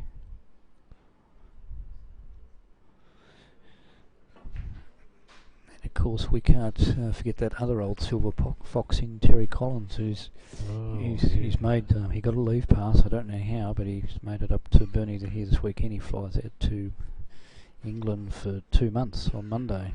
So but he's still here today, and he's sitting back in the background, soaking it all up. Whereas normally he'd be up front in the action. So he's going to be missed for a few months.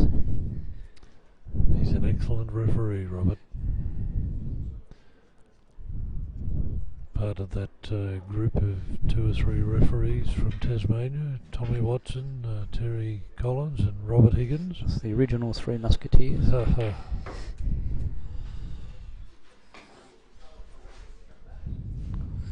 We've been a musketeer down for the last couple of years, with Tommy going into retirement, which was rather sad. Well, if you happen to be listening out there today, we wish you well, Robert, Tommy.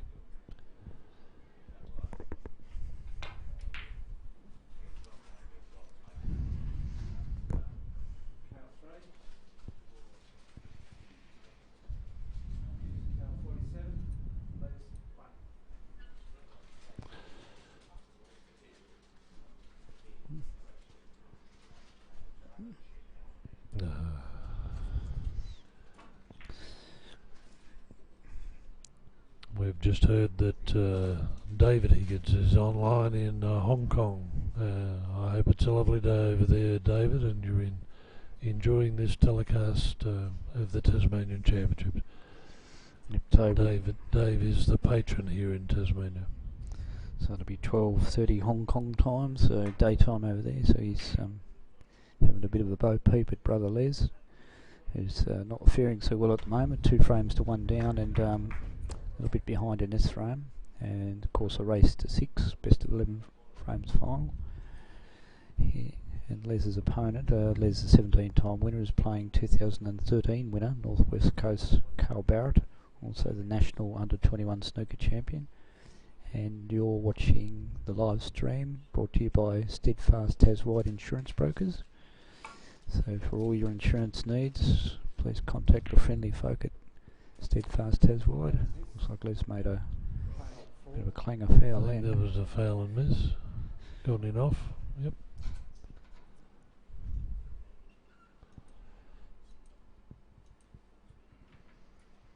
So Les will be put back.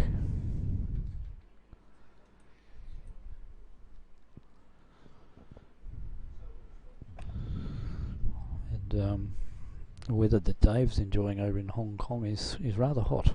Okay. So when he went in early April, he was copping the 38s and the 40 degrees, and humidity. I think he said one time they hang out some of their washing on a balcony in a palatial setting that he's at, and went out all day, and they come home and was still wet because the humidity was so high. So.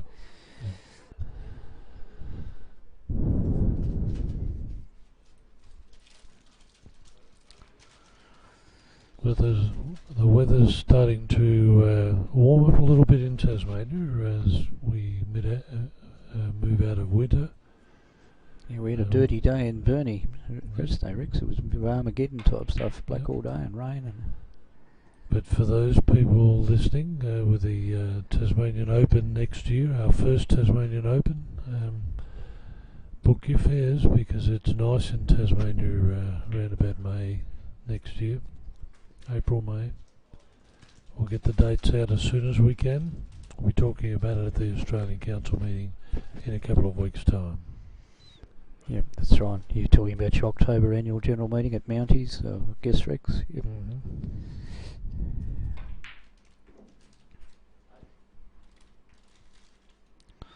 Unfortunately, things looking pretty bleak for Les in the 4th frame. Looks like heading to a 3-1 deficit.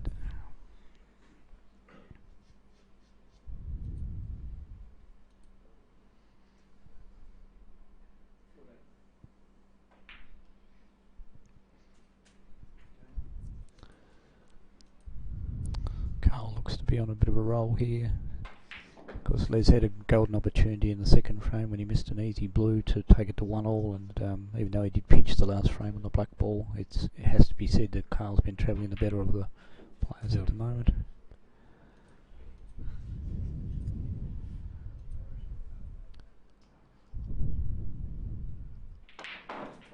he's free flowing at the moment. Although he's made a bit of a mess of that, I think, has he?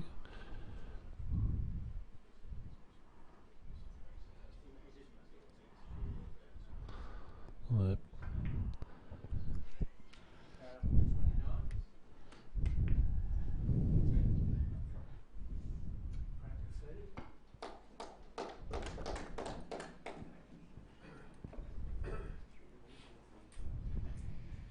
we probably don't talk enough about Andrew Saltmarsh, Robert. He does a lot of work here in Tasmania. Yeah, absolutely.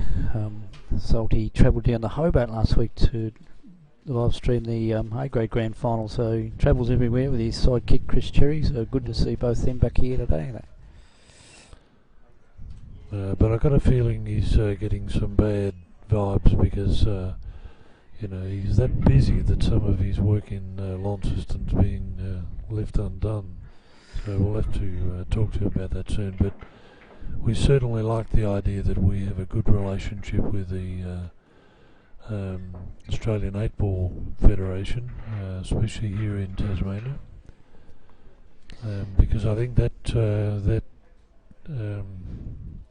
friendship between the two codes is very important for the development of younger players like Kale and Alex, Josh, and this the work that Salty's doing along with the Tasmanian 8-Ball Association.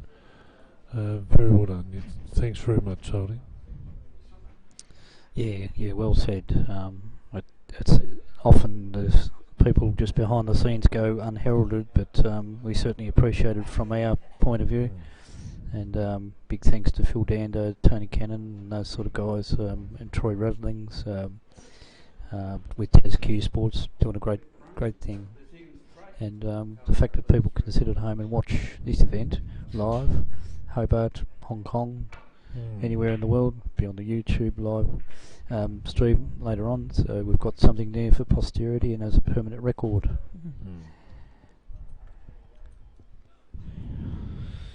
Just in case you've joined the telecast late, watching the final of the Tasmanian Snooker Championship being played between 17-time winner Les Higgins, 2013 winner Carl Barrett, who's just striking the ball now. Carl leads 3 frames to 1, and it's a race to 6, so best of 11 frames final. They will have a break at the end of this frame for 15 minutes. We're live streaming out of the Burnie Club, heritage listed building on the northwest coast, and the event is brought to you by Steadfast Taswide Insurance Brokers. So Carl's in early in this frame. Can you stop the noise, please?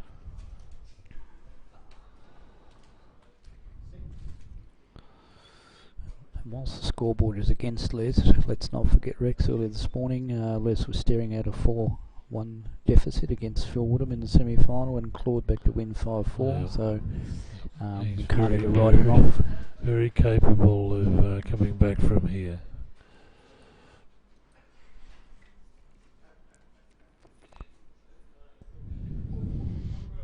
I often say to him, he's won 1 frame at the moment, the task's easy, he's only going to win 5 now. So.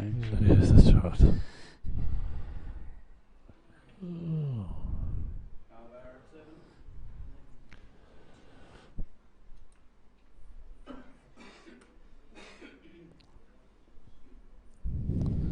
Les will try and stick behind the yellow here for the snooker, because he's got a double-ended shot. Still go for the red. He's overcooked it.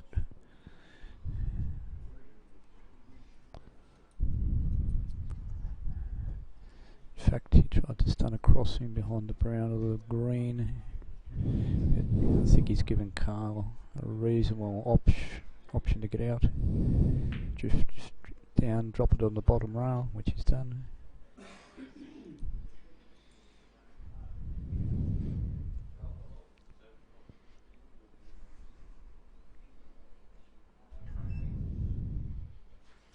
Just repeating another result, Graham Pickett won the consolation plate final from our good friend Brian Cole. Good match, both great competitors, and it has to be said there's been some impressive winners of the consolation plate, including Graham, Les, Cale, Luke Webb, to name a few. Of course, Graham was the defending champion here, and he ran into Les in the quarters. Yeah, very a draining match, it has to be said. I think you could see they were both mentally, physically, emotionally drained after the match.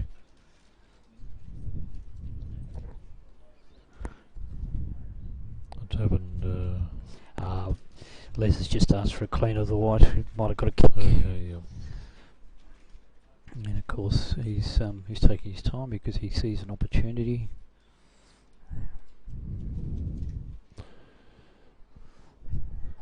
Like to go to the break, only trailing by one frame, 3-2 down. Obviously, 4-1, big deficit. Needed a kiss. I think he's played through the gap. He might have the red near the pink, having a good hard look.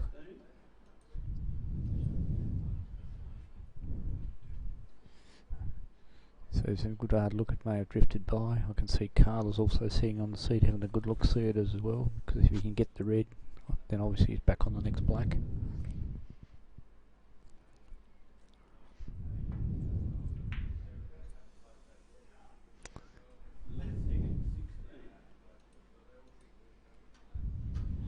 Sometimes a game of fractions.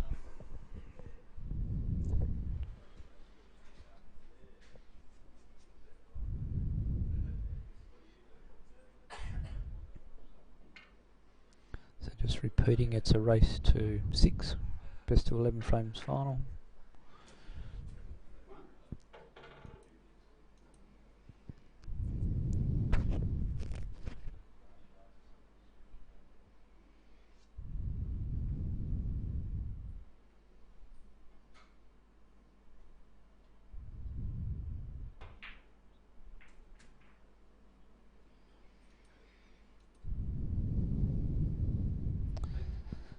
Probably a missed opportunity there for Les. He'd probably rue that because Carl's got a good chance.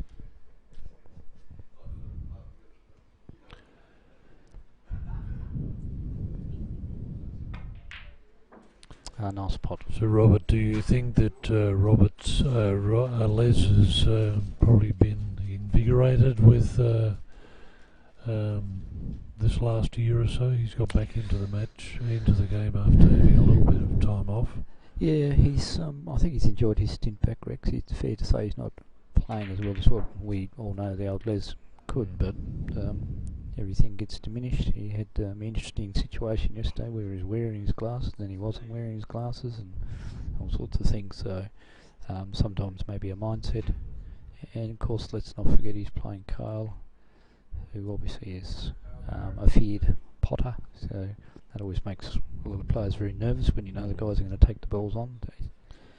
Les, of course, played in the very first Oceania Championships in New Zealand. He was runner-up in snooker, I think, to Stephen Robinson, and won the billiards. Yep. So that's some years ago now. I think he went back to defend the title and won the opposite, the reverse, in the next right. year. In Sydney, yes. Yeah. So it's fair to say he's been around the traps. Of course, he was the triple Australian under-23 snooker champion when they used to have that category many years ago, and a couple of the guys out of that block of players turned pro, the Greg Jenkins, all that's a great era for billiards and snooker. Robbie Favari was in that era too. Yep.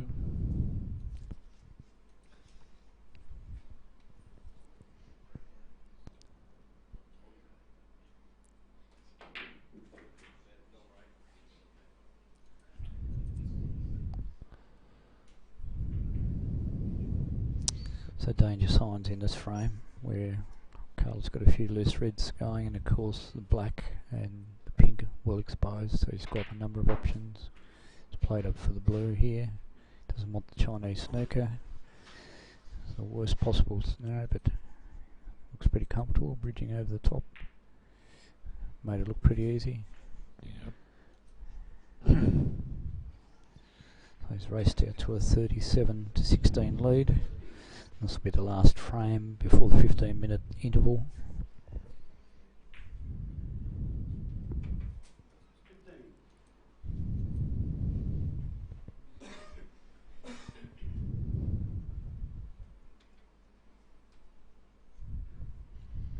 referee on this session is Bob Boucher from the Northwest Coast, one of Tasmania's premier referees. Of course, refereed the last Australian Open, Bob Hawke Australian Open Mounties last year. That's right, yes he did. Watched a bit of that on Cue Ball TV with Dan Lynch, and went pretty well.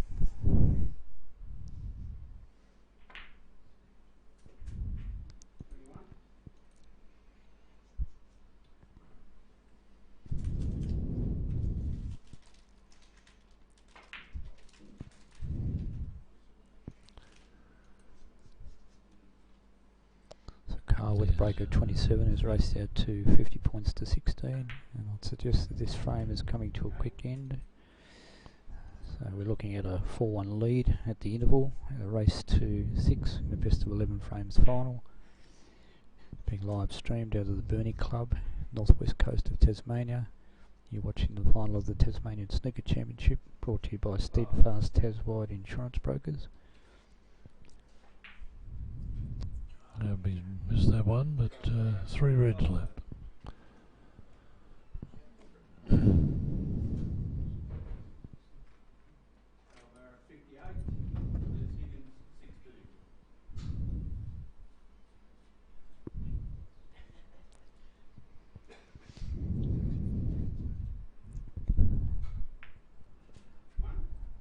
There's actually Luke Webb has advised us, because he's so tall, that there is actually another red, and we can't see him from our angle, behind the other red, the 2 on the far rail.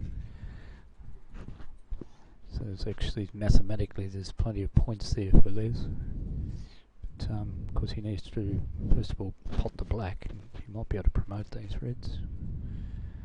It's just not, shot is pretty straight. Be pretty happy with that.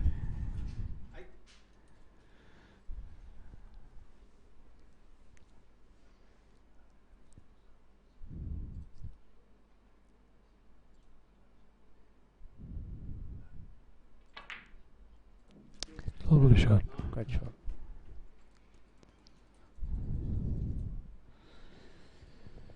And if you've just joined us, live commentary, talking to the president of the Tasmanian Villagers Snooker Association, Mr. Rex Wayne from Launceston. It's Rob Higgins, and we're televising live out of the Burnie Club. Best of 11 frames final of the Tasmanian Snooker Championship. 2013 winner Carl Barrett leads 17-time winner Les Higgins 3 frames to 1 in a race to 6, best of 11.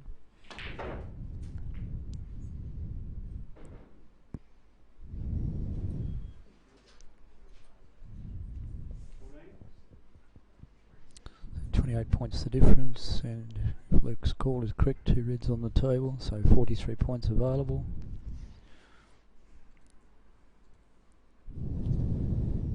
But fair to say, 2 awkward reds.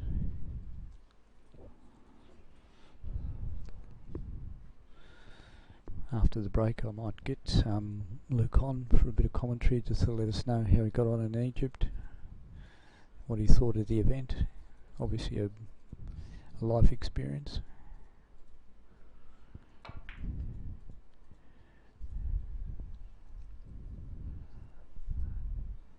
Les Higgins 14. He left that out a little bit. So, as has been happening all day, Carl's got a free swing. He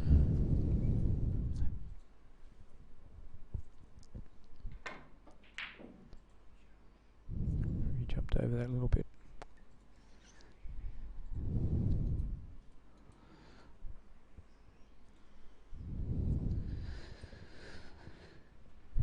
So, 28 points the difference, 43 available, so still a little bit left in this frame yet. The last frame before the first session break of 15 minutes. Best of 11 frames final. The referee for this match, or this session, is Bob Boucher from Northwest Coast, one of Tasmania's premier referees.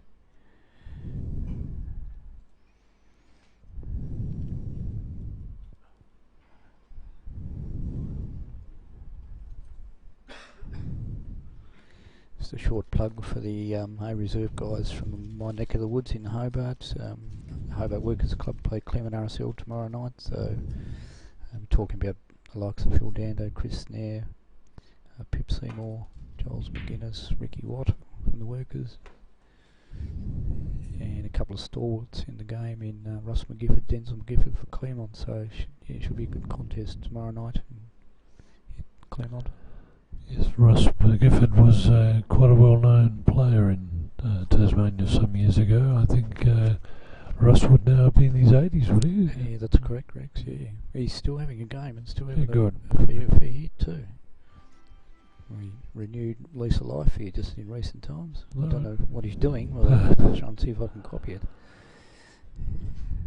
And his wife Denzel, of course, she's well known in the women's game here in Tasmania. Yep, absolutely.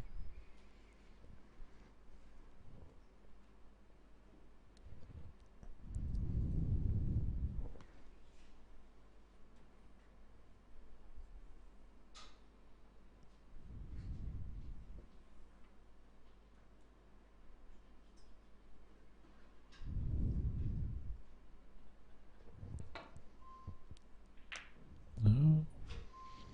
I thought that pot was gettable, Rex. I just took my eyes off the screen for 1 minute. I just assumed Yes, I Les think it was, yes. would pocket it, but that wasn't the case. Doesn't pay to look away. I just assumed that he would pot that ball.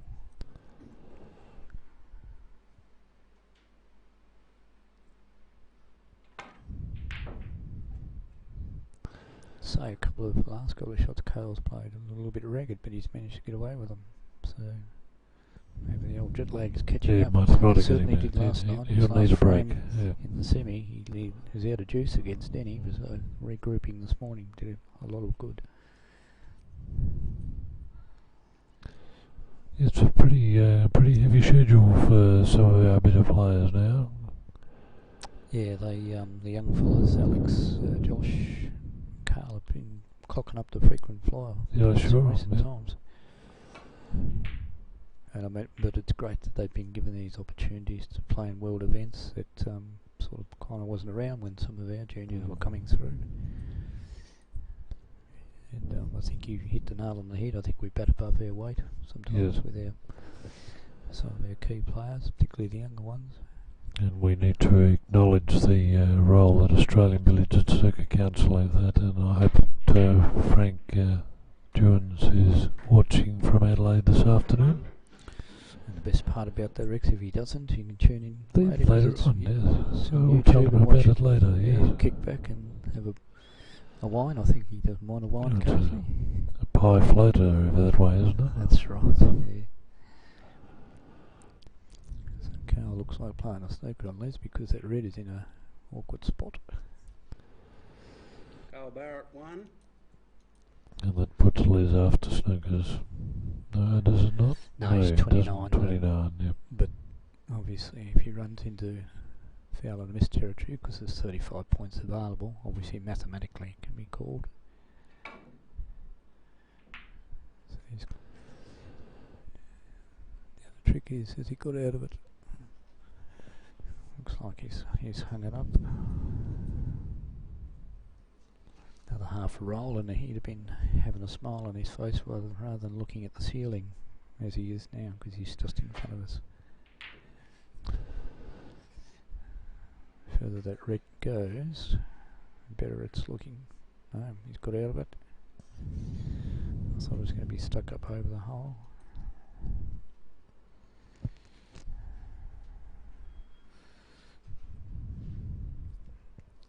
So just repeating, this is the last frame of the first session. It's a race to 6, best of 11 frames final. Carl Barrett, 2013 winner. Leeds 17-time winner Les Higgins, 3 frames to 1. I'm in live commentary with the President of the Tasmanian Billiards and Snooker Association, Mr. Rex Swain from Launceston. And of course, sitting alongside is Andrew Saltmarsh, who's got all the high-tech gear and the cameras from TasQ Sport. So great innovation. A lot of people online. Just heard a message from Brother Dave in Hong Kong, so we're getting out there.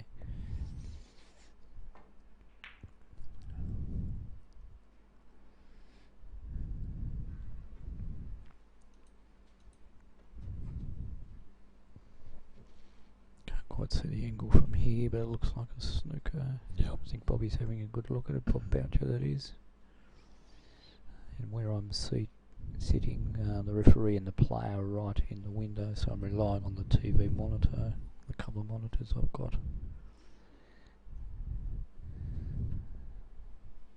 Might be able to swerve around this ball. Yep. He's hit the ball. Next question is, where's it going?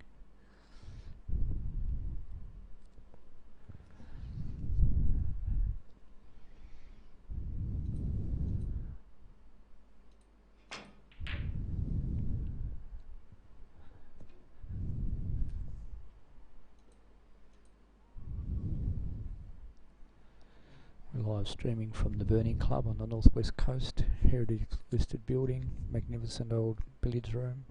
With actually Rex and I are sitting outside the billiard room, and we're watching inside.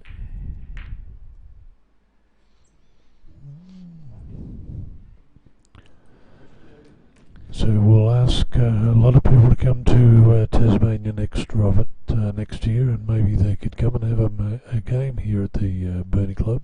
Yeah, not to be missed. Great experience up here. We've played a number of tournaments here this year, and the management and staff have been really great to us, looked after the billiard snooker guys, and we thoroughly appreciate it. The support of some of the locals like Ken Murray and Pup McCarthy, names synonymous with this area. And of course our club manager Tim Burkery and Lou, who always look after us. So it's a good experience. I look forward to coming up here. And next year we will have the Tasmanian Open, the very first, but we'll play the Australian Six Red as well at the same time or similar time. So we'll keep everyone posted on that. I'm just trying to update this scoreboard. I just think I've put it on the wrong score.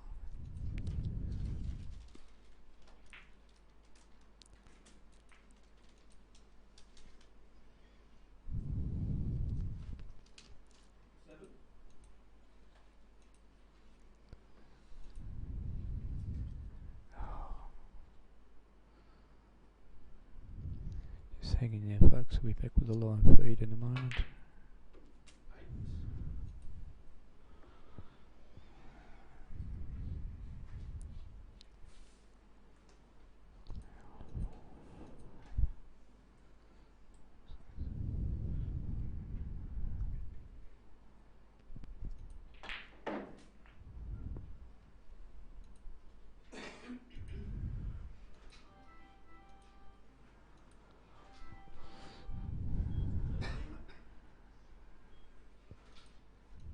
So hopefully I'm back online. So the live score should be 59 to 47. So clearly Les well back in this frame. Looks like he's overcooked that ball.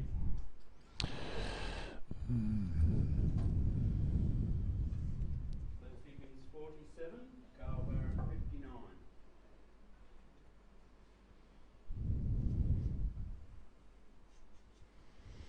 One of the wags down in Hobart's picked up my ear on the scoring. Jason Featherston said he's going to drive through and take care of the scoring, which he does permanently. So thanks for that, Jace. Good to see you at your viewing, online viewing.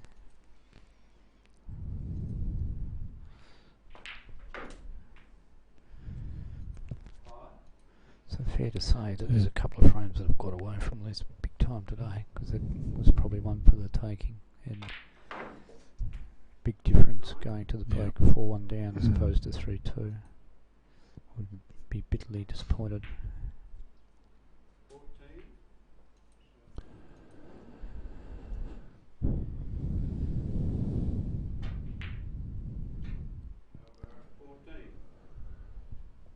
Well, Robert, thank you for the opportunity to join you here. I guess there was Tracy on the phone to you recently. She's just back from Egypt as well, where she represented Tasmania.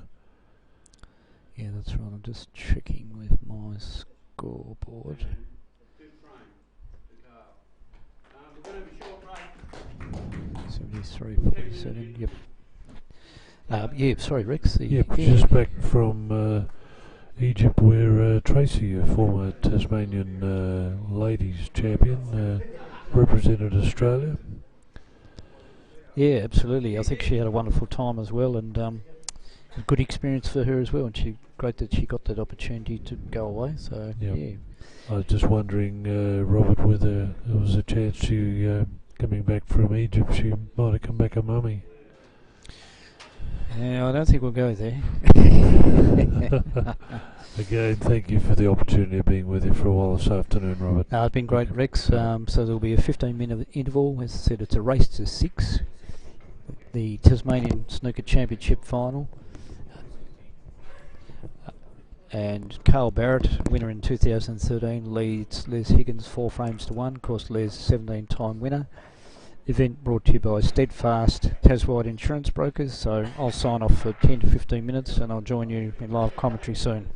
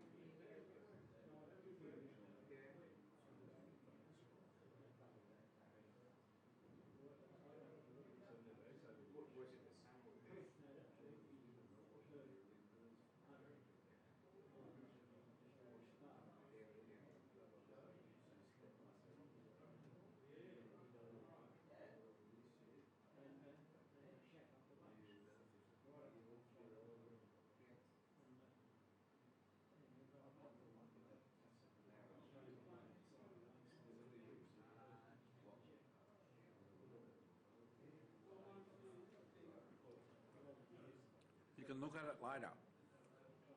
Will May.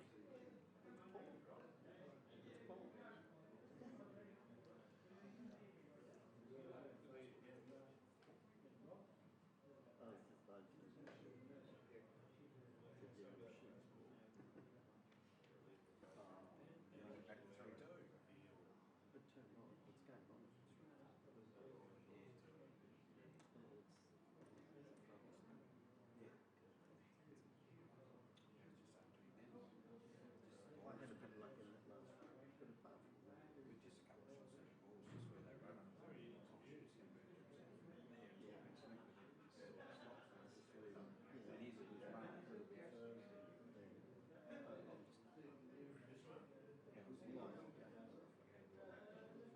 Yeah, it was 3-2, but it was just straight up because that's what you got it, and the white just kept running. Like, you know, you're going to be fat on the yellow, sort of like. Oh, yeah, kept on coming. Yeah. Actually, I played a ball shot, but last week I intended to play for yellow and then put the yellow in. Instead, I had to screw back and I put shooting. And I did chuck a block on the ball shots. I mean, I was hoping for it. I'm not thinking about it. But yeah, I was like 3-2. Not 3-2. You know, it's the first frame up and it's back to 3-2. You win this one now, and it's still 4, it's still 2. It's like that. We're not live. We're not live, there we go.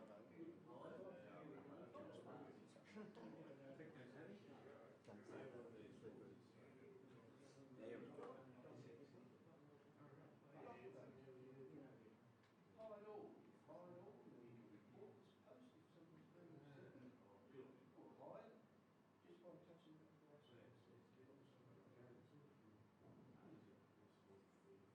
oh, right. How did you know that? Wow.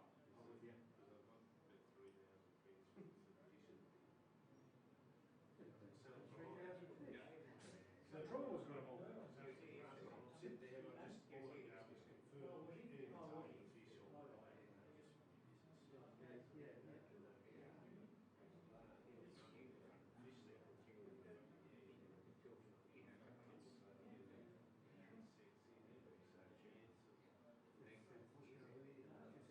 Fish. Jesus. I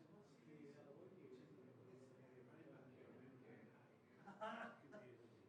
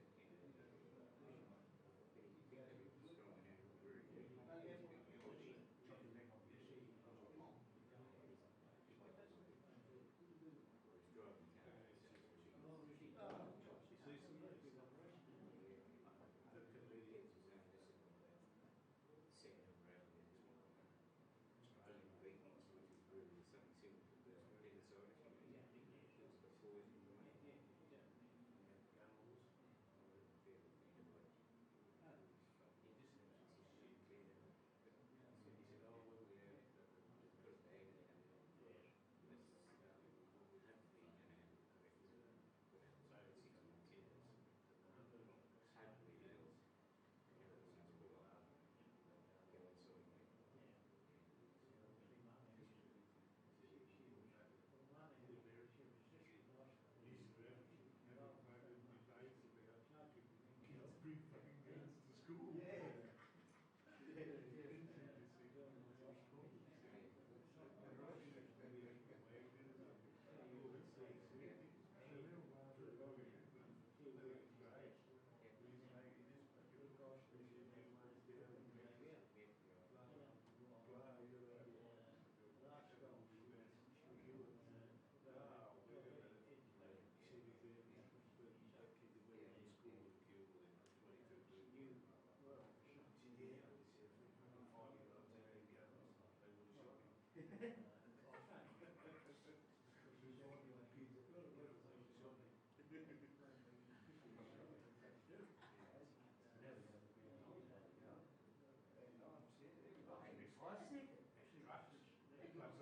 Through the crack out, through the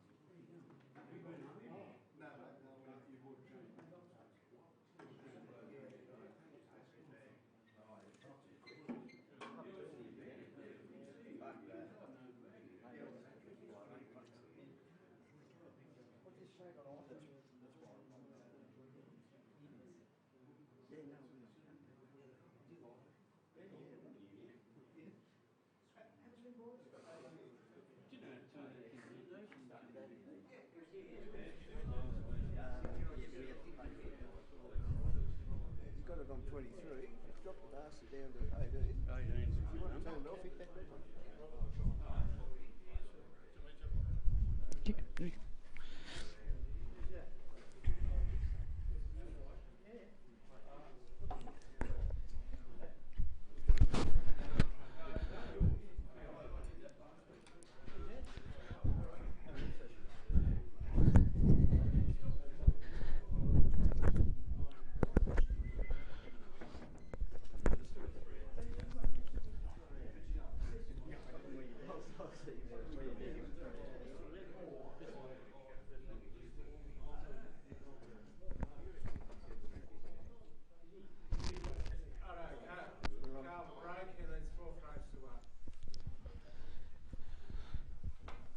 Ladies and gents, you've just joined us live. The second session has just commenced. A best of 11 frame final played between 17-time champion Les Higgins and 2013 winner Carl Barrett.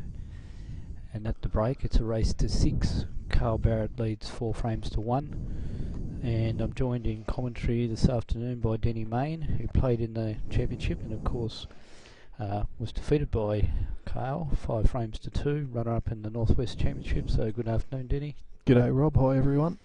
It's quite a tense match out there. Was sitting out watching the first session and it's very tense, so it's interesting to see how this will pan out.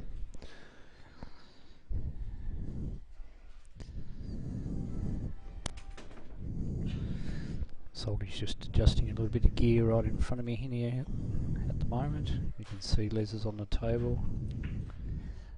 Got a bit of a mountain to climb, it has to be said. Can't before giving Carl Barrett the starts because we all know what a great potter he is. As I said, you played him in the semi-final match and you went down in in fact it was 2-all last night, and but when he fronted up this morning he looked to be a little bit refreshed. Yes, he did. I tried to rely on the jet lag last night, and once he got the speed of the table and his explosive potting going, it was all downhill from there. I couldn't contain it. It was a good match. Terry Collins and I were lucky to referee your match, of course, you and Carl, so good stuff. You'd have to be pleased on your effort making the semi-final here this weekend. Always, yeah, best I've ever gone. Actually, had an absolute blast. It's always great to catch up with everyone, and not to be, but I had a great day.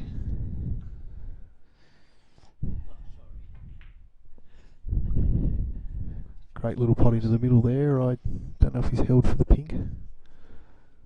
I believe that'll be the ball he'll go for.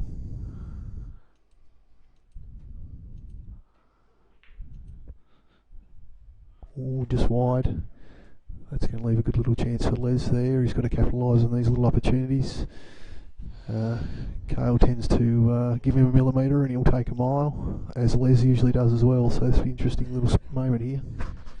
Yeah, we were just saying before the break, Les had a golden opportunity to trail 3-2. He needed the yellow, but it was probably the red he played earlier. Just played himself out of position, and of course in the second frame today had a classic chance to pot the blue to win it. And Carl came in and potted blue, pink and black, and just you can't afford to miss at this level. No, that was a very important part of the match actually, that one. That would have really changed a little bit there. The momentum sort of swung as it does.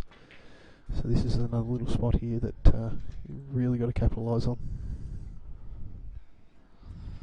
Just in case you've joined the live stream, we're streaming live out of the Burnie Club in northwest coast of Tasmania.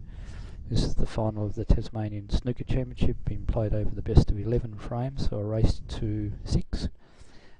Sponsored by Steadfast Taswide Insurance Brokers, and I'm joined in commentary by Denny Main, who played in the tournament and was semi-finalist, defeated by Carl Barrett, also runner-up in the Northwest title. So I might let you keep talking for a little while, Denny, while I'll just do a little bit of filling around with the scoring. Yeah, no worries. Can't really see much here at the moment, but it looks like a safety shot will be played back up to the bulk end of the table here by Cale. He's going to open the balls up. And that looks pretty nice from there. That is going to really put the mounting pressure on there. As you do when you fall one down, each shot becomes more and more important, and those pockets mysteriously become smaller and smaller. He might have a red to the corner here. I don't know if he'll take this on, but it looks like he will.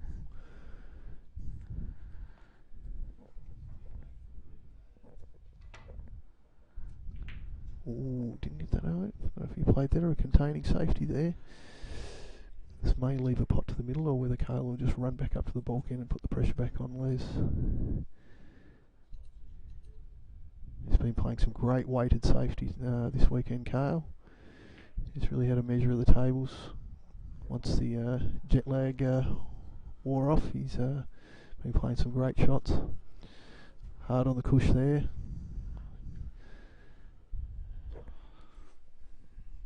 I haven't ignored you, Denny. I'm just trying to do stuff.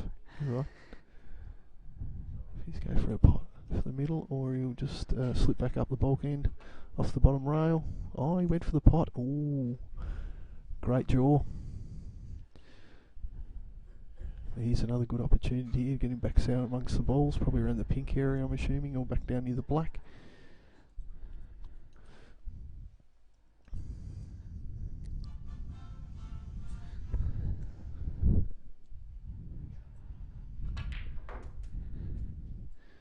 Straight out for the high colours there.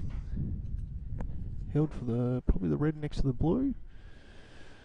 I don't want to put a commentator's curse on him, but we'll see how he goes from there, and use the blue to get back down amongst the pink and the black, I imagine.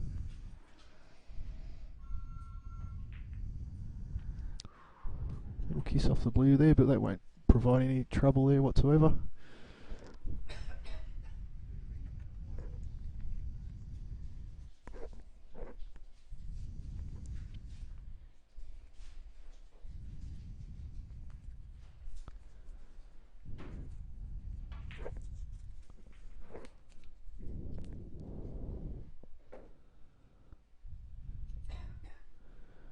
Great position there. He'll probably stun for the pink and then work some magic amongst the high colours down here.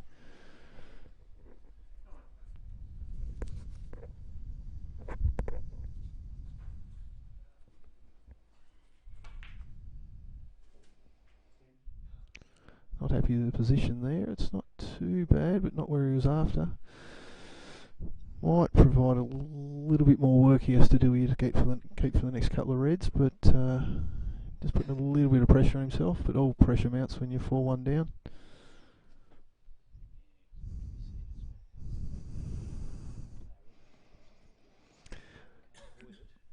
No, and you're also playing yourself, so you can put a lot more pressure on yourself where you are. Each simple shot becomes a little bit harder when you're knowing it could be not so much a last, but really detrimental to the match.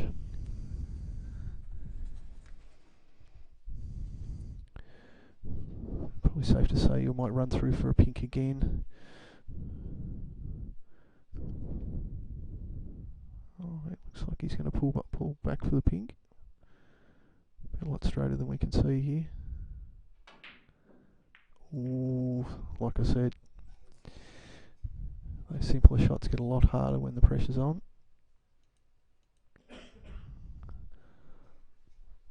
Not sure quite how the Reds are sitting there, whether it's available to the middle. Carl's middles have been excellent this weekend. He's rarely missed positional middle.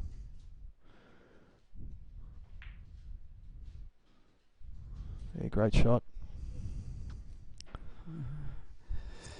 Another good call, Denny. Spot on.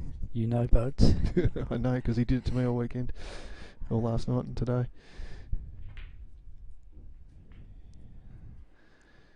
Now, Cale has been hitting a lot more, with a lot more direction and a lot more precision than what he has been in the past. We've definitely noticed after his nice 105 he made against me in the Northwest final here a few weeks ago.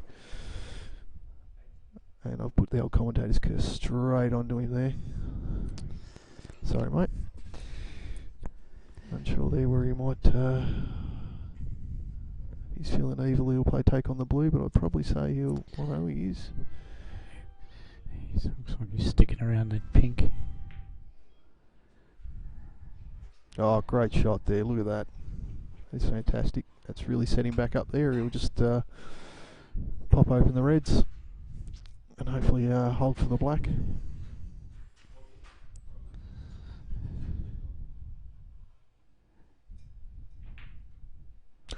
Ooh, one characteristic miss there. Yeah, very much so. He might. No. I think Les Stutz. Watching on the TV angle, it looks cuttable from here. Yeah. So we're just repeating. Denny and I were actually sitting outside the billiard room, so we're watching it through some glass doors and of course on the TV. So sometimes our angle's a little bit obscured. Les fighting the balls a bit there. He's land on the cush, making this next shot a lot more awkward.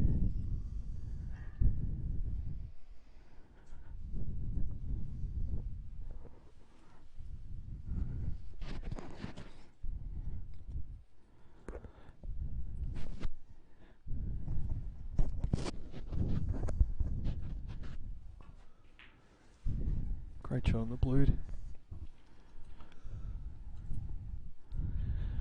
Not sure having a can of Coke there, Denny, so... Oh, we'll call it a Coke, mate. Yeah, so... A couple of Cokes this afternoon to enjoy this match.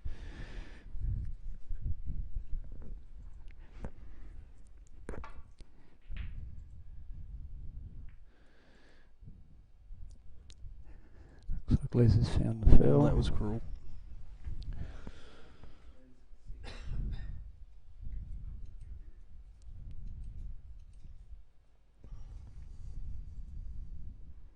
Not very profitable when you pot a 6 and then going off, give away 4. Don't know if this leaves a pot on for Cale there. I believe he might be able to squeeze one through in between, probably the closest red to the corner pocket there. I dare say he'll power that in if he can get through there and hold for the black. What did you think of the new format this weekend, Denny? Like we played it on the one weekend, obviously we had Friday night games and loved it, slightly actually. compressed field. Yeah, no, quite enjoyed it. Always enjoy these weekends. It's always nice to get in and as much as playing snooker with some guys around the state you don't see, it's always a great catch up with mates as we're a close-knit family here, so that's a double thing for me, so it's always great to catch up with everyone, have a laugh and stir each other, and our enemies on the table, of course. Yeah, absolutely. Great shot on the black there by Cale. I think he's held for the next red, so dare say this will maybe stun for the black. Bit hard to tell on the angle how straight he is here. Oh, he's going the other red, so he'd probably say he'd play for the pink. And he's gone straight up, opened the balls up for the blue. Great shot. Yep. Looks like he's not taking any harm from that mid-session interval. No, it was... stroking the ball very cleanly. He's been doing that all weekend, actually. He's had some great action on the cue ball.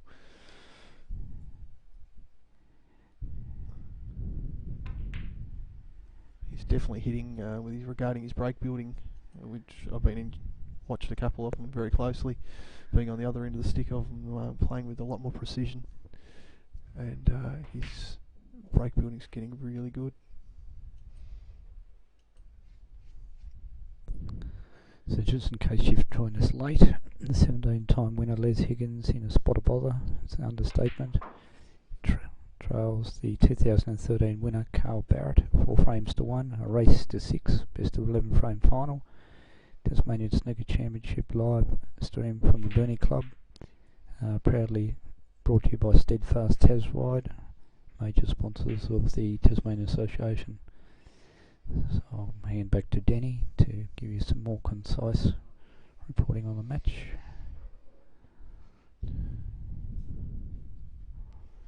Thanks, Rob. Probably say you'll run through here and play for the black.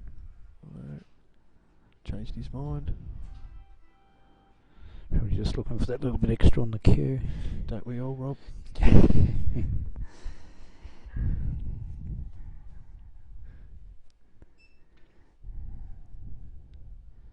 I'll probably play back for the pink, but it looks at that from here. A little bit far. That would say the end of the break here.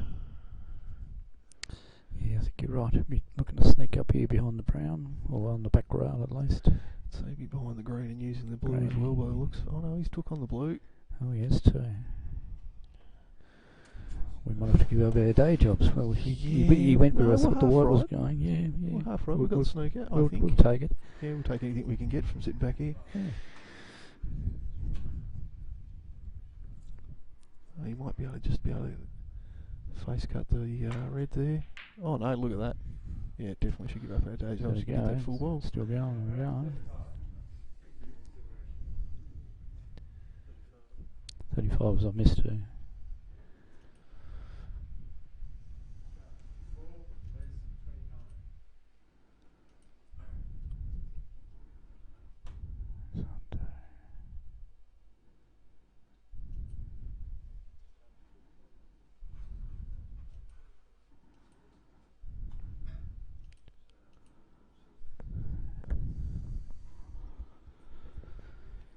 Big pressure shot here for Les. Run through, hold for the black. He needs to make some points here, so to really capitalise on Cale's mistakes. Great shot there. Ooh, a bit cruel.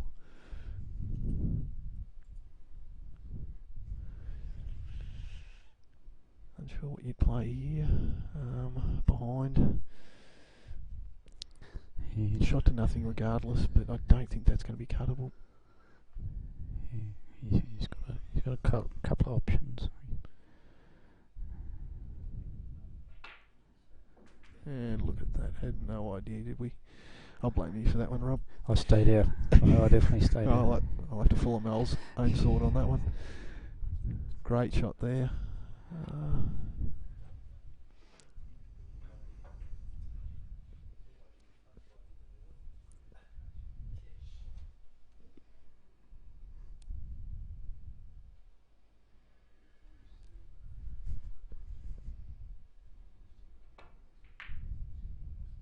Oh, we hit it those sort of sweet. shots he needs. Yeah, very nice.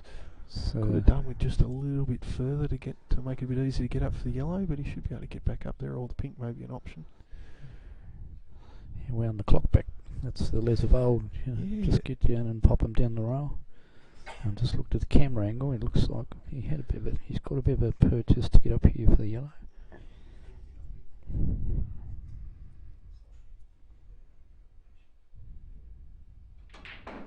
Yeah, great shot. He's got a good angle there.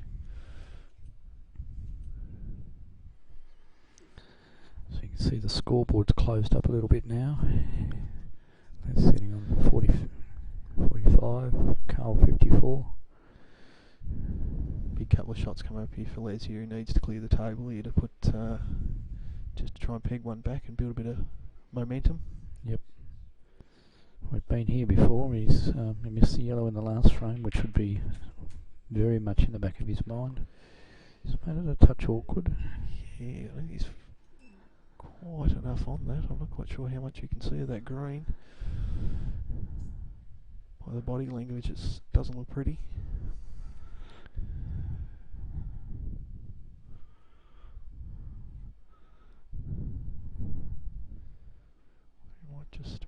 a safety here, or you risk it always.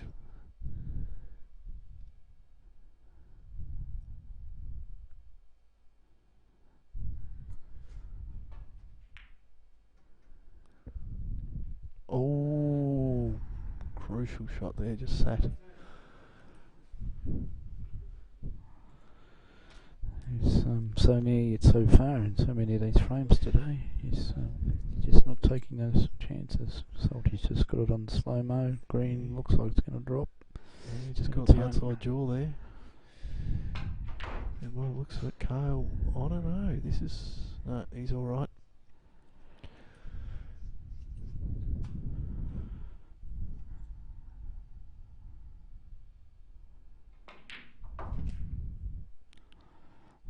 Just the right weight.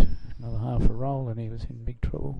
We must have had some steadfast insurance there, I reckon, there, Rob. He just held on for the blue.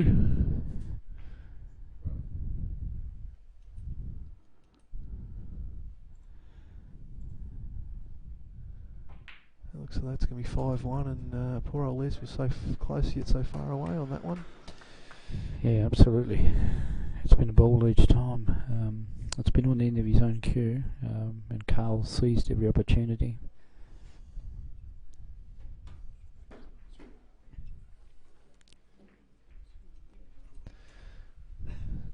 Carl Barrett's in a commanding lead. It's really mounting now for Les. You're pretty much 12th round. You go out swinging. Now you've got to try and find something. You can't rely on anything else but just to take something on and take a few big chances and hope for the best now. Yeah, that's right. He's it's got to psychologically scar you a little bit when you've had opportunities to win frames. The second frame in particular, which was a black ball, of course, the last frame before the first session, and you all saw it live then. The green set in the hole. But over the years you would have seen them plenty of times, Denny, so... Yes, I have. And been on the receiving end? Or? Oh, yes, and haven't slept much the night after because of. We've all done that before, and we've all had ones where they've rolled and you've given them the evil glare and they've fallen in for you, so... Yep. As this game does, it goes around, comes around. Sometimes you're going to ride, it rides your way, and sometimes it doesn't. Yep. So, yes, it can... Salty's doing some running repairs just here on the cosmetics, just on our little scoring system down in the left-hand corner. It's got to be said that we've spared no expense with some of the accessories here. MacGyver would be proud, I'd probably say. Yeah. So Les is breaking. We're in the 7th frame. It's a race to 6. So one more frame for Kyle and his second title. The first one he won in 2013. And the 17-time champion Les is in a spot of bother, or a very big spot of bother.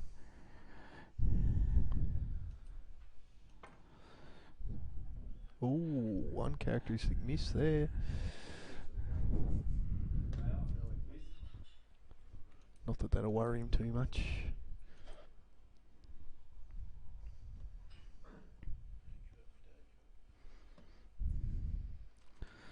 So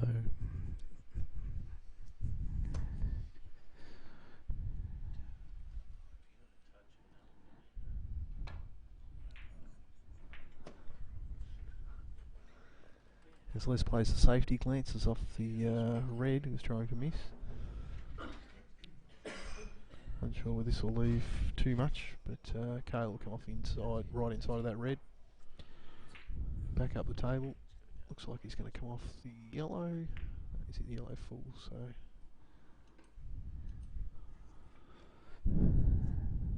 Doubt he's leaving anything on here. Then another safety shot by Les.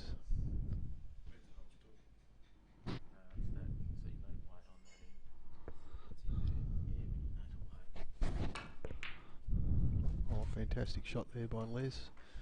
As I said, you get to this stage, you sometimes might be best to go out swinging. Build some confidence, maybe a bit of momentum. Really needs this frame, so...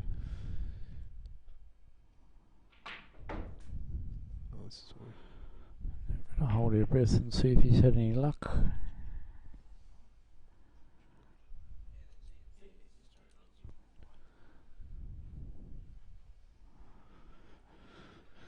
Unsure what we can see on this camera angle.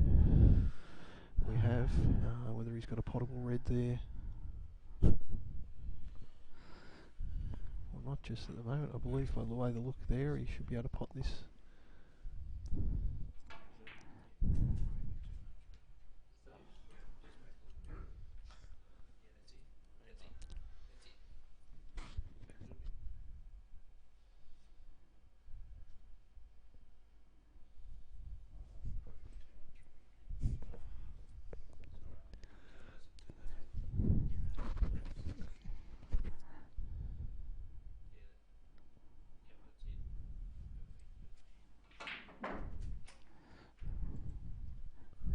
Not a bad one, Denny, by the looks of it. No, he powered that one Pump beautifully. I through it. believe he's got out there nicely for the red.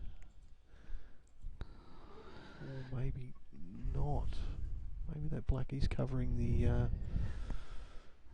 red there, so also interesting to see what his next shot will be. It's sometimes you do fight the balls, you get the just be out enough, and other times they won't. By the looks of that one isn't. Oh, just come off the inside jaw by the looks of the way it swung around. Trying to hold for the blue. So just in case you've joined us live, I'm talking to Denny Main, who was semi-finalist in the Tasmanian Championship, bowed out 5 frames to 2 against Carl Barrett, who's playing and firing at the moment. Carl Barrett is playing the 17-time champion Les Higgins, who's in more than the spot of bother. In a race to 6, he trails 5 frames to 1. Best 11 frame final of the Tasmanian Snooker Championship, being played at the Burnie Club and proudly sponsored by Steadfast Taswide Insurance Brokers.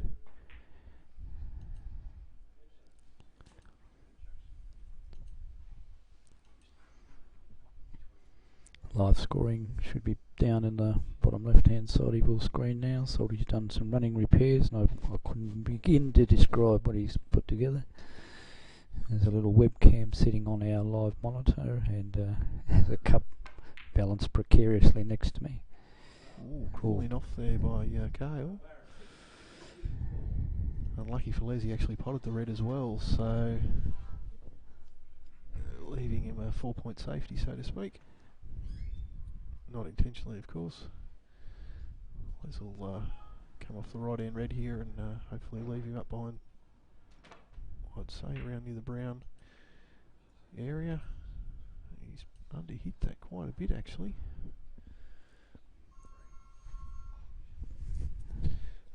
Unsure from our angle whether red is available. No, it mustn't be. So Carl will probably aim for the yellow as well by the looks of it. His safety's been really good this weekend. He's had a really great weight at this table. Experienced that myself. That's the one thing I had noticed about Les's game, and passing comment to him in the mid-session break, he seemed to be dropping short on most of his safety. So as you know, unless you're getting up near the back rail and the guy, your opponent, get their hand on the table, it's a free swing. So, you know, and it's dynamite at this level. It sure is always that to make that shot just that little bit extra tougher and make your opponent make a mistake. That's what it's half about, mostly about. And giving you a good opportunity to make him pay for it. Just a little bit hard there on that shot there, almost stayed behind the green. Hasn't left anything on. Right. Well, And earlier on today, Graham Pickett, past winner of this event, defeated Brian Cole in the consolation plate final, which was played earlier this morning. Kale almost jags a red there. Sometimes in throwing your way that would have fell in. Still don't know quite if there's enough room for I think Les the to other get red's covering a ball, looks for Denny on the angle on, man, outside the room. So that's, and of course the danger for Les is he's got to have a crack. And if you leave it on, well, he's got not a lot of wiggle room at trailing 5-1 in a race to 6. He's bit hard is the black's all covered. Pink's not in a great spot either, so it'd be quite. Don't know whether he'll throw the dice there and maybe take on the other red to explode a pack open and see what happens, or he will take the red on the inside. Which by the looks of what he's gonna roll the dice. Oh, missed that by quite a way, that one. Yeah, it was a bit of a shocker. Wouldn't be happy with that. Yeah, there's a couple of different ways Kale can go here, but he's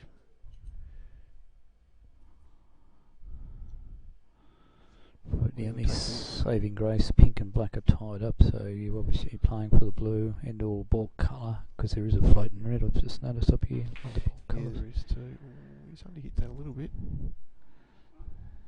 And that'll be Siberia. Although we had a shot like that earlier and potted a great blue off that and made that look very easy, so I'd say from where the red is in the pocket, Yeah, he'll take that on regardless. he's nearly got her with the red perched up down the bottom pocket there. It's Exactly. A little bit of struggle with the balls closest to the rail as well. So let's get out the short extension. Just give me a little bit extra reach. For us shorter players, it'd be guaranteed rest. Yeah, absolutely. And step ladder. Oh, just a bit unlucky there on the blue. Jawed the blue, almost jagged the snooker at the same time.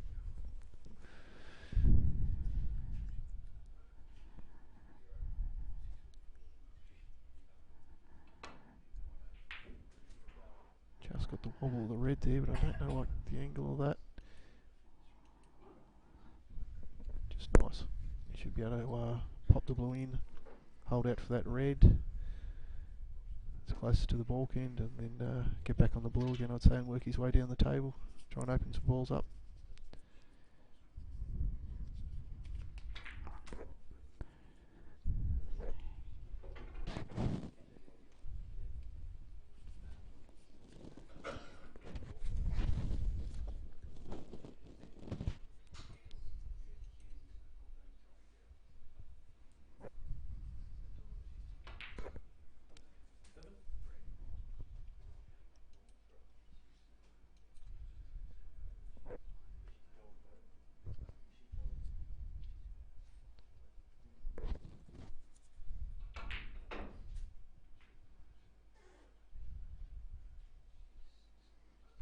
He weaved his way through there somehow. Yeah, millimetre perfect. Hey. I think he's Dennis Committee, the famous AFL commentator, would say centimetre perfect.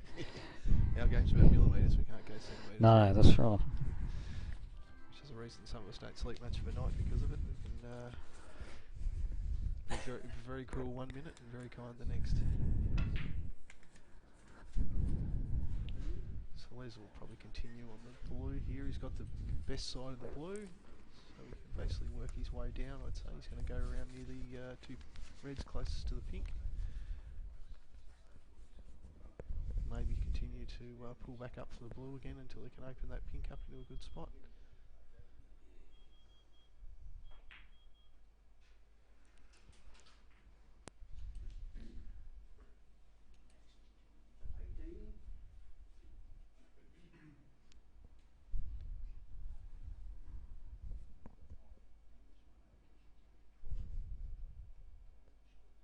It's the first time I've seen this setup that Salty and Plum do here for everyone like me usually at home, watching a lot of the, even with the 8 ball, haven't played 8 ball for quite some time, but still enjoy watching the coverage around Tassie, and it's a great thing they do. Yeah. Especially for us that can't make tournaments. Yeah, absolutely. Just to keep an eye on how everyone's going and watching the key sports that we love. It's a great thing. Do a great job.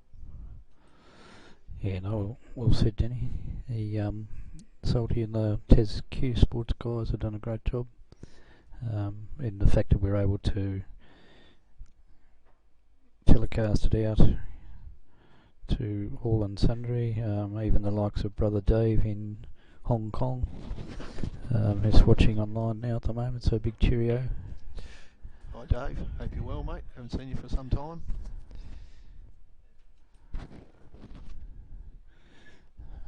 So anybody that's watching online, just drop us a quick text. Let us know you're receiving the pictures okay and the audio. Of course, it's all about the pictures. We just filled in a little bit of stuff for you. You can see, as long as you can see the action, I guess that's the main thing.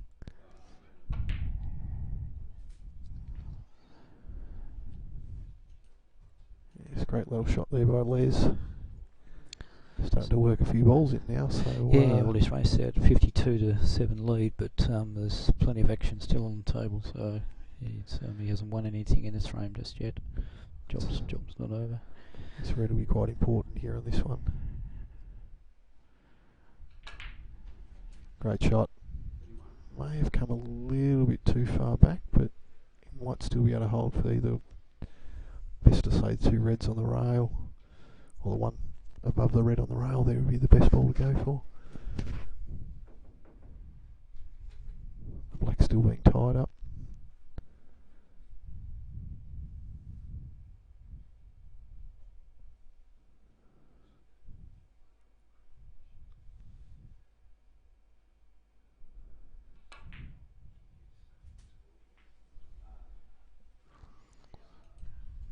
Hard to tell off our angle, Denny, but he looks like he might have a shot. He's having a good bow peep. We're just getting the side camera view now. Hard to tell from where, because we're looking down the table from the ball colours. We're outside the room, which makes it a bit harder as well. So we're seeing the same pictures as you folks are at home. So I'm not sure whether you'll play a safety off this top red. Probably upper end of the yellow would be aiming for.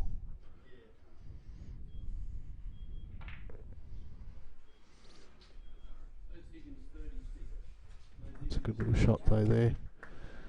Nice break of 36, and I believe from our camera angle he may have left half a red, maybe down towards that on the right hand rail there, but other than that, it'll be not too hard to hit from there. Yeah.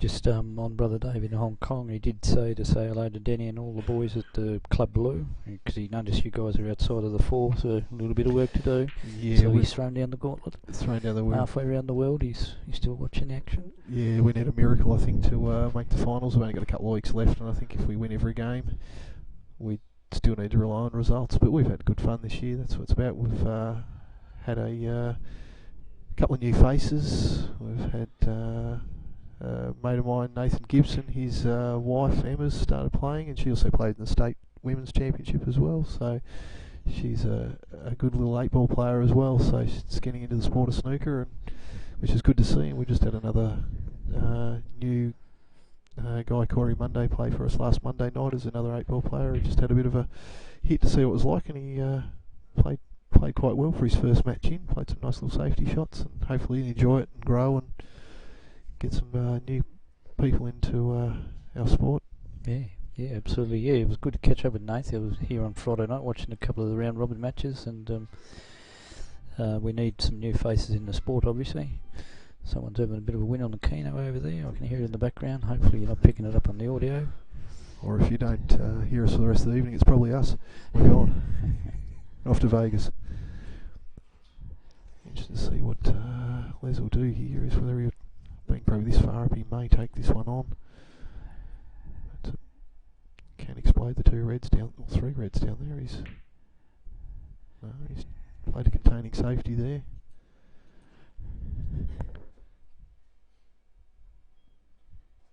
Ooh, he's looking at the plant there. I don't know. Yeah, it'd be interesting. Forever the 8-ball in Kale coming out there, as well as oh no, he's just played the safety instead. He's played some good doubles actually this weekend, so which is where the 8-ball comes from as well. Forever looking for opportunity to score and aggressively. Yeah, absolutely. Just had a message from the Silver Fox, well, aka the Silver Fox, Gary Elliott, who's got back to Launceston okay. He was supposed to be sitting next to me in the chair, but he obviously got a better vantage point. Yeah, sitting at home having a frothy and kicking back. I bet he is.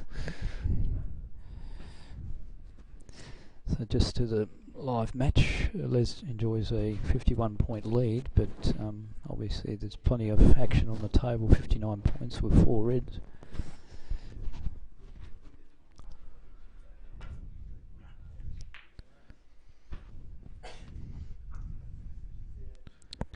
And you're watching the final of the Tasmanian Snooker Championship for 2016. Best of 11 frames final between 17-time winner Les Higgins playing 2013 winner Carl Barrett from Northwest Coast.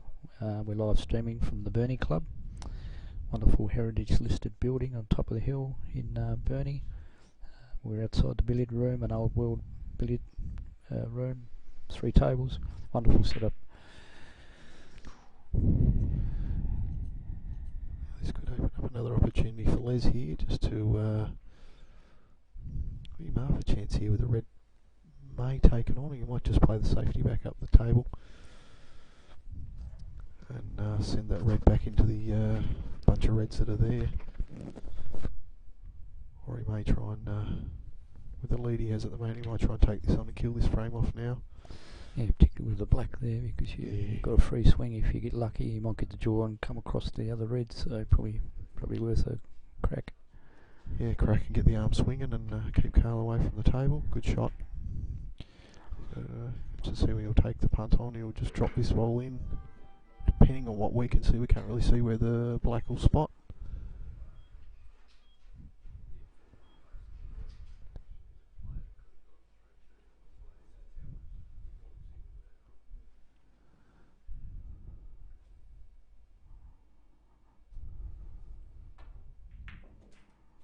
He's taken it on, got it, not the greatest of kiss there unfortunately. No.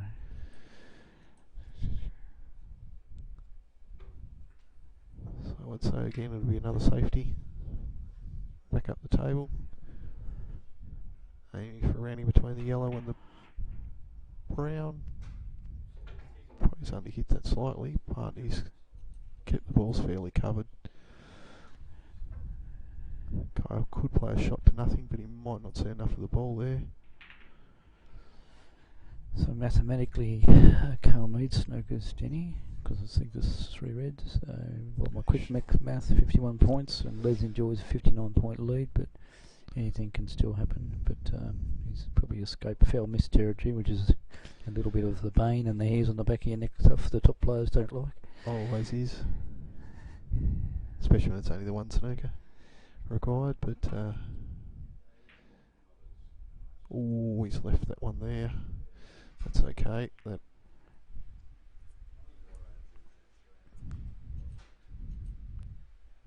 so see what Carl will do here. May just take this down, pot the black. Being he's top of the table around the black ball areas, grown in leaps and bounds. He'll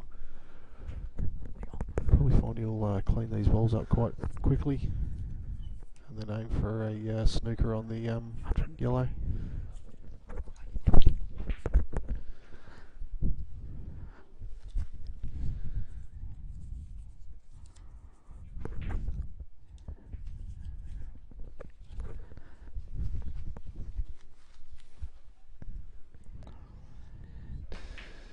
Just saying see to a couple of the Lonnie boys.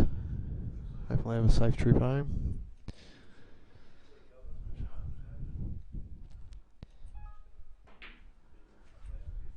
So this will be the spot where Kale's going to aim to drag at least one of his snookers back here that he'll require. So he's taken the last 3 reds. I just got distracted by the guys who are actually leaving.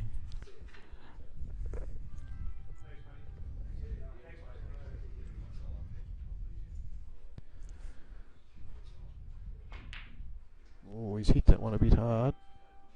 Don't know how that'll fare for him now. I think he'll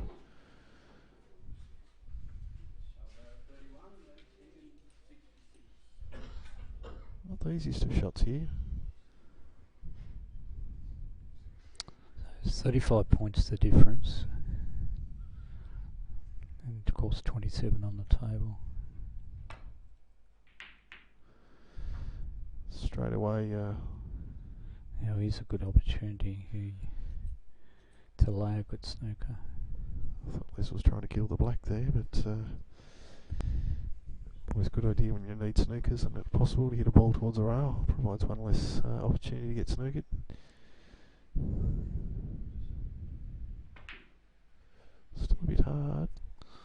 What a lucky draw there. I thought for a minute he'd fluked the yellow in the middle, which would have been a disaster.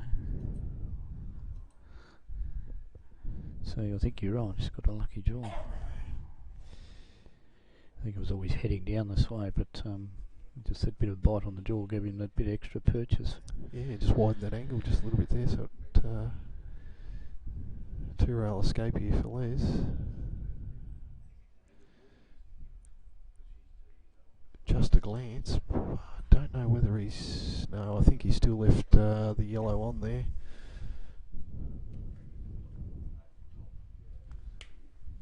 Carl shouldn't have any problems here cleaning the table up, so...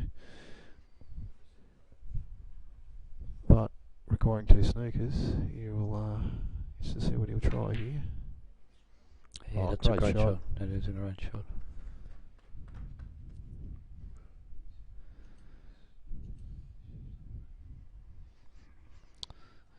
So 27 points available, 35 the difference, and we can see he's laid a great snooker.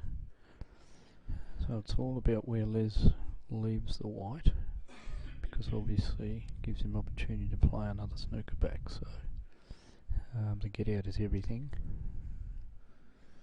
I think the where the white lies at the moment is giving him a great... It looks very narrow, doesn't it? So you're looking at a couple of cushions. whether he can get off enough to come off the 3 rail, just standard straight up towards the top end of your screen and back down the table, whether he's going to have to go the exhibition route, so to speak, or the long way around.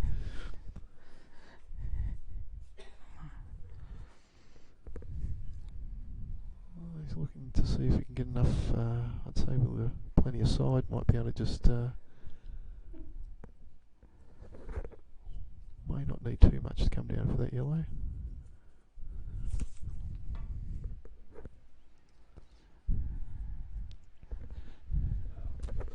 Just missed the yellow there, won't be overly concerned.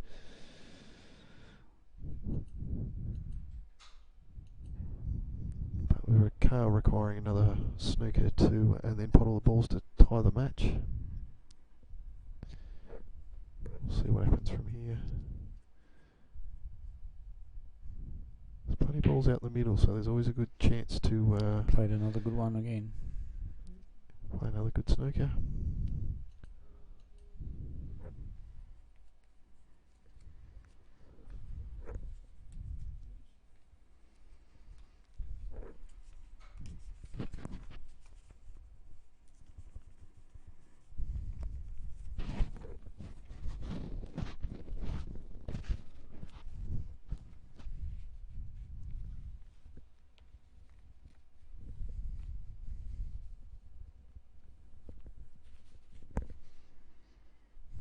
Just in case you've joined us in commentary, this is the final of the Tasmanian Snooker Championship, race to 6, best of 11 frames. 17-time winner Les Higgins at the table, playing 2013 winner Carl Barrett. And the past champion, multiple champion, is 5 frames to 1 down, so in a lot of trouble. Ooh, just missed there. That's all. And Carl under 39 with 27 left on the table. He can Tie. go for a tie.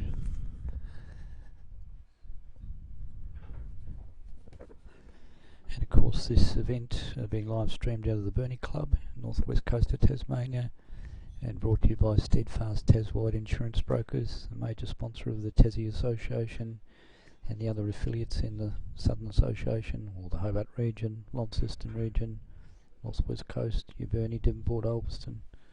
So great supporters in billiards and snooker.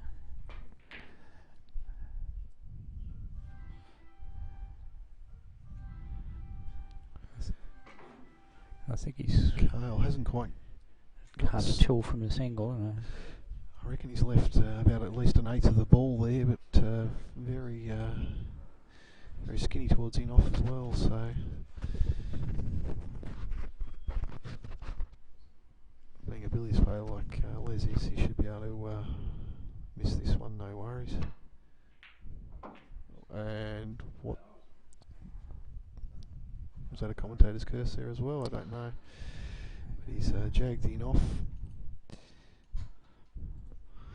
So suddenly the frame where we required 2 snookers is very much alive, and on the end of the 2013 champion to go very close to cleaning up this frame. Cale's got a big opportunity here at the moment. Balls are all out in the open. Interested to see how he plays this white here and see if he can get back up for the depending on his position on the green will be determine how he's going to go here, and he's missed the yellow, done all the hard yards. I believe he's left the yellow on.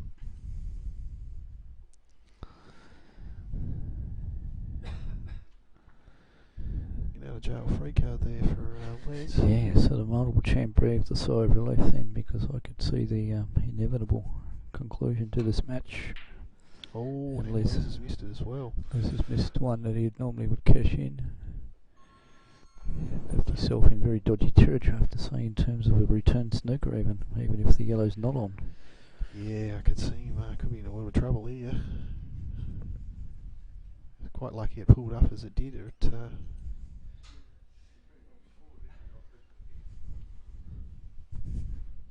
Carl will probably just play this one straight onto the rail, leave the yellow hard on the green. Oh, he's tried to open it up a little bit. That's pretty more of an aggressive shot there, trying to gain a snooker. There's another opportunity to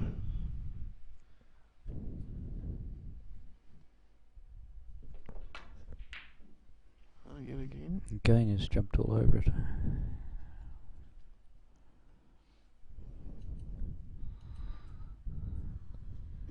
Unsure from our angle how He looks close like that is. he's going away from towards the black spots. I don't think he can get up. He's just cashed it in. So he's we'll play another safety here. Try and keep the pressure on Les. Yeah, who's standing right in front of us, in front of the glass window, with a very pensive look. They've missed a couple of golden opportunities to send this match into extra time. We'll keep it going. The pockets always look smaller when the pressure's on.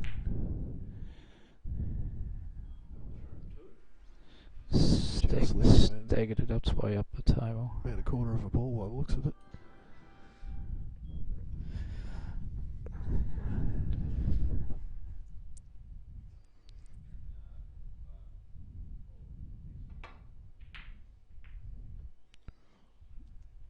Well, there's a stroke of luck there, the old roller coaster of snooker. I've missed it because I'm blindsided by the referee and the player, but the green appears to have gone in somewhere, Jenny. Yeah, just a slight millimetre perfect glance off the black, just for good measure, just to miss the pink. Thanks for coming.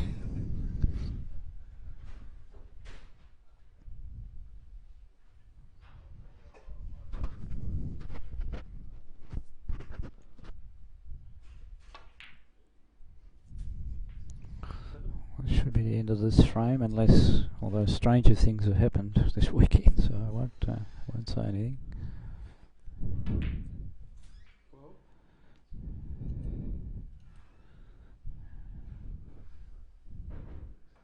Les just wants to clean these balls up, just keep the arm flowing.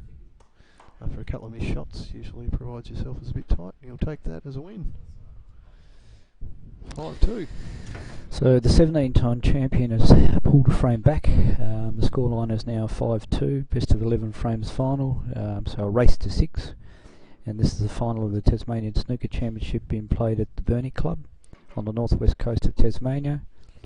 Proudly supported by Steadfast Taswide Insurance Brokers, major sponsor of the Tasmanian Association. And joining me in commentary today is Denny Main, semi-finalist in the championship this year, who went down to 5 frames to 2 to Carl Barrett in a pretty tense struggle. I had the opportunity of refereeing that match up close, 2-0, 2 each overnight, and of course in the session this morning, Carl got a bit of his mojo back and sure did. Regrettably rolled over the top of you, mate. Oh, he sure did. He played very well this morning. He started to get quite hot there last night, and he like I said, I tried to rely on the jet lag there for a little bit to contain him and kept him very tight, but he started to get a bit of a pots and got the groove going, and it sort of lifted him, and he kept me almost scoreless in a couple of frames with a couple of great breaks. I think it was a 57 clearance there at one stage, and that really helped him. And after that, it was I was just holding on for grim life, and I couldn't contain him at all. His potting was way outclassing me. So. Yep. And then his safety picked up again, so it pretty much shut me out of the match from then on in this morning. So he got sort of a late 50-odd break there at one stage too. So he punished you. He was once he sort of got going. Yeah, he sure did. Like I said, you gave him a millimetre, he took a mile. So great young talent he is. Yeah, absolutely. We've just had we just had a change in the referees with Adrian White.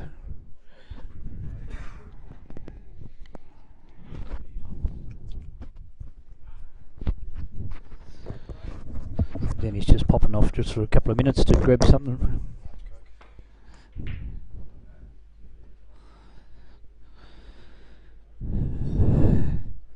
So 5-2. So where there's life, there's hope. Big hello to Colin Langman, also, who assisted us with refereeing yesterday. Did a number of matches and also shared a semi-final, and gratefully appreciated his help yesterday. Refereed very, very well. Of course, the two referees on the state final here today is Bob Boucher from the Northwest Coast, one of Tasmania's premier referees, and Adrian White from the Launceston area. So they're alternating frames, which is something introduced into Tasmania some years ago. It's more of an OH&S thing, to be perfectly honest.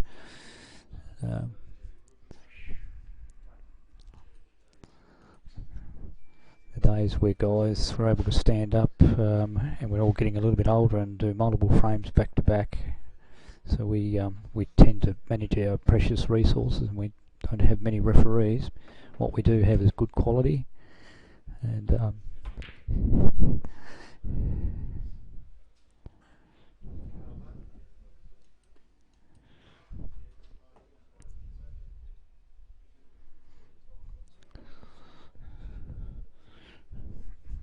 of course this telecast brought to you by Tez Q Sports. Andrew Saltmarsh, sidekick in crime over the last 12 months or so, live streaming a few events, which is the way to go. And of course in October this year at the Launceston Country Club Casino, the big ticket item for the 8-ball guys coming from all around Australia for the National 8-ball Championship. So again, that's going to be a bit of a spectacle, and Steadfast Taswide Insurance Brokers in fact have come on board with that. I purchased one of the gold packages there, so every little bit helps towards the event. So Salty's given me the thumbs up, so all systems go.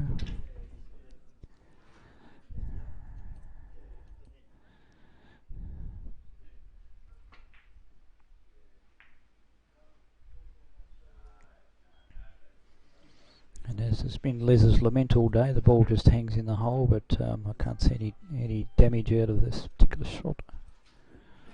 Having said that, Carl's surveying the scene.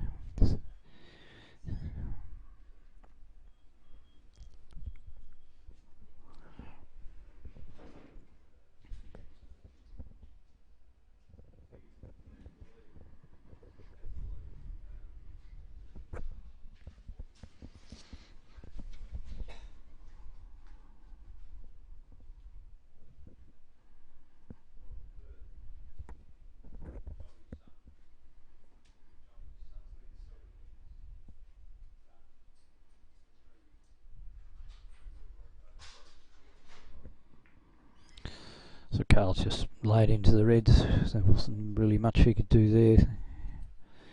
Of course, making Liz's problem. I'll sneak around here for a little while, particularly with the congestion with all the reds. And of course the black is hanging over the hole, so no one wants to promote a red, not at this early stage of the match, or the frame I should say. Of course a race to 6, and Liz got a bit of work to do, trailing 5 frames to 2, having lost a couple of black ball frames.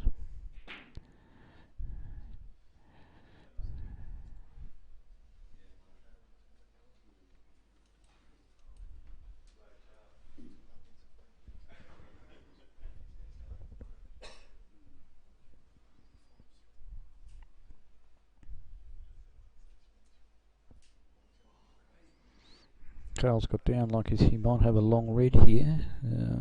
Not on the, oh no, one in the middle. So there you go. The angle that I'm watching is the same one that you're seeing at home on your TV. So I'm outside the billiard room and I could see a little, about 3/4 of the billiard table. I'm relying on the TV screen obviously. So occasionally Danny and I will get some of the calls wrong in terms of angles. But obviously you're watching it live, you can form your own opinion.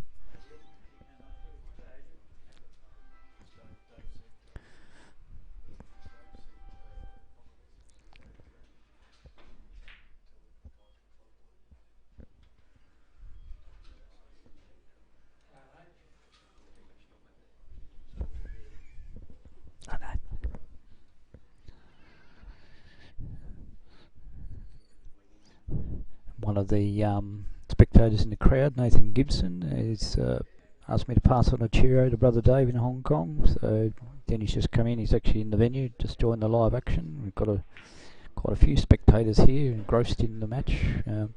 I guess some of them are willing on a close contest. And if you're a supporter of the Barrett camp, you're obviously barracking for a 6-2 result and wrap up the day. But let's see how it unfolds. This event started on Friday afternoon or evening, 5:30 at the Burnie Club. It's the extension of what we might fondly call the Tasmanian Open Snooker Championship, because 12 players played off in the Northwest Championship, 8 in the Southern event and 4 in North, and Carl's got lucky there with a red, so 24 players exponentially entered the Tassie Snooker Championship, which was then came down to 12 who came to the Burnie Club to fight out to take out the EA Pickett or Ted Pickett Shield Trophy, which was first won in 1958 by Kevin Burles. So some famous names on that particular shield. So Carl's just rolled up behind the black, didn't have many options there after fluking that red.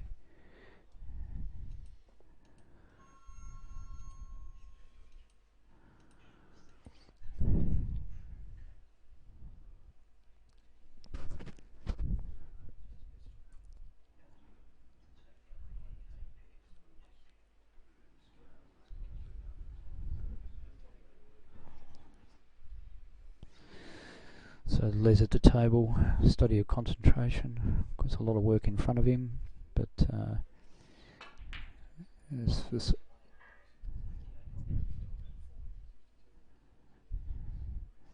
course Les 17-time winner of the event, so he knows what it takes to win the event, and he showed all his fighting qualities this morning in the semi-final when he was 4 frames to 1 down in a best of 9 frame match against Phil Woodham, also of Hobart. He was able to get up and win 5-4. Tremendous contest. And of course yesterday in a seesawing battle between Graham Pickett in the quarter-final, he was able to prevail, whereas Cale, has to be said, has done it a little bit easier in this championship. Had a little bit of a tough battle with Danny Main, getting over the top of him 5 frames to 2 in his semi-final. But one would be excused to think he might have been a little bit jet lagged, because he's just come back from the World Under-21 Snooker in Belgium, he and Alex Pace. So they guys had a grueling campaign for a couple of weeks, but he's pretty much found his groove today and has raced out and got a handsome lead in a race to 6, leading 5 frames to 2.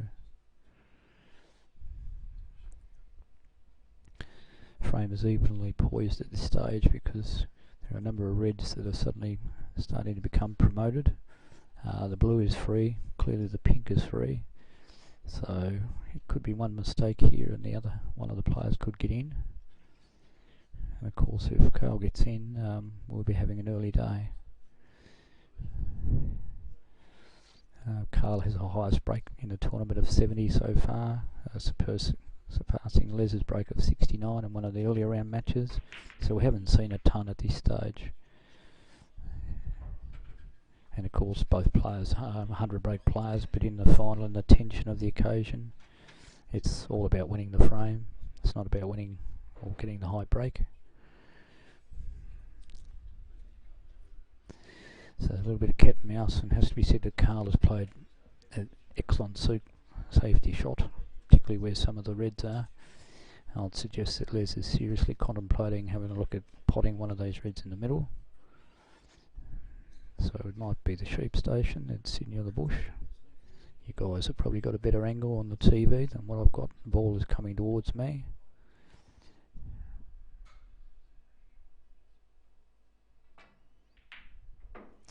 He's played it well, pressure shot. It's snuck its way past the red, so he looks like the brown from my angle, I think, in the middle, or maybe even the green up the top. As I said, I'm watching on the TV. You guys have probably got a better picture than me.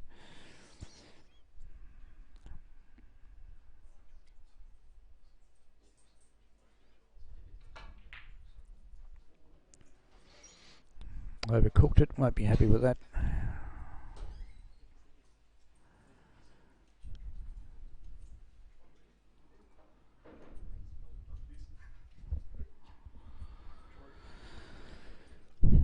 So same equation for Carl. He's got the reds in the middle.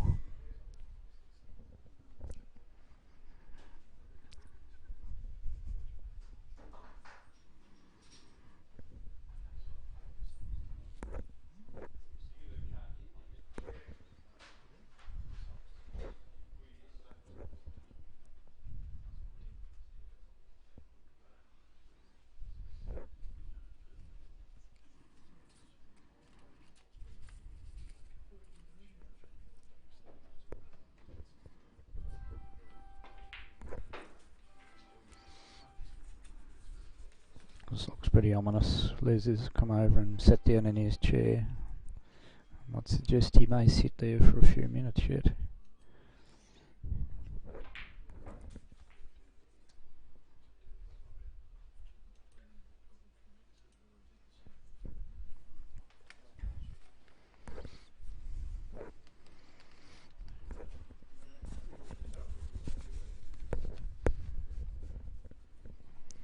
So, welcome back, Denny. You just drifted back to talk to a few of your mates, and you mingle with the crowd that's assembled here, so it's all good. By the hundreds here, I signed a few autographs, kissed a few babies. Hey, leave that up to me. Oh, sorry. I'll tell the jokes around here. This is right into Cale's comfort zone here. The balls are all out in a nice open play here. He'll be able to use his break building.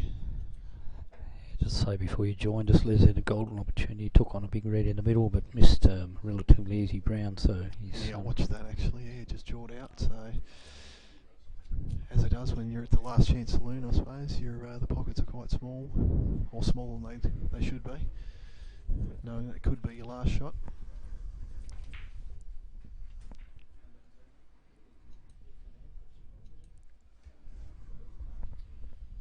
Cale's probably just going to clean a few of these balls up here. He's got a little bit awkward bridging with a couple of balls there. Shouldn't provide me a problem. Great smooth technique of Cale. Follows through beautifully and can drag a ball back quite well.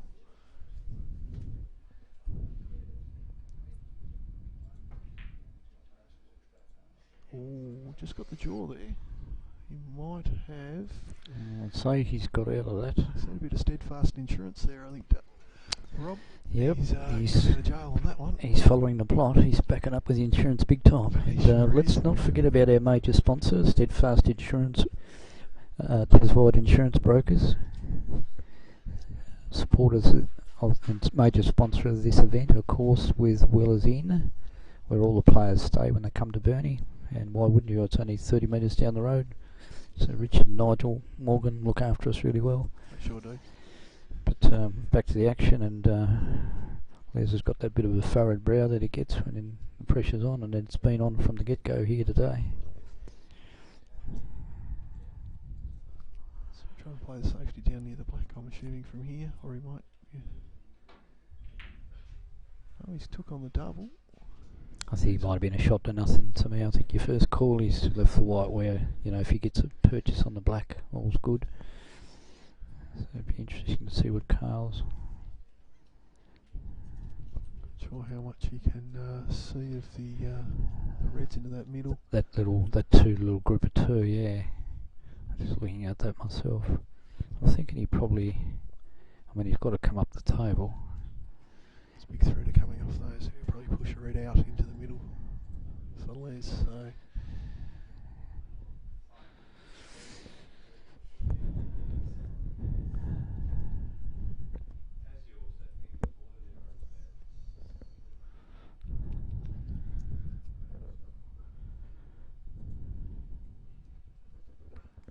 Changed his mind here.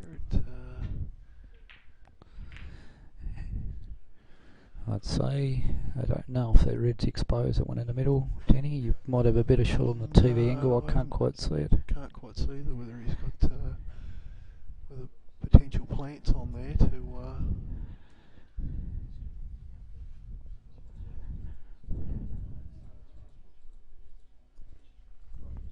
I actually didn't see that red there, so I didn't see that red there. Sitting right in front of us. I'm not even sure what he played then. Probably forced that ball a little bit there. Yeah. Trying to get out for position, so Yeah, absolutely. again, Cale's got a good opportunity here just to gain position.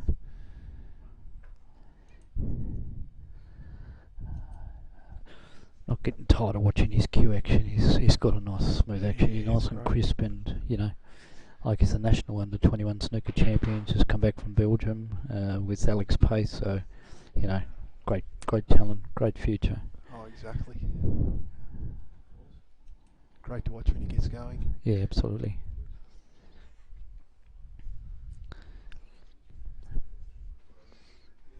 So just in case you've joined us, it's a race to 6, best of 11. Tasmanian Snooker Championship final will be played at the Burnie Club. Proudly sponsored by Steadfast Taswide Insurance Brokers. Great little shot there that he just played off the other red. Also showing his billiard skills there, being that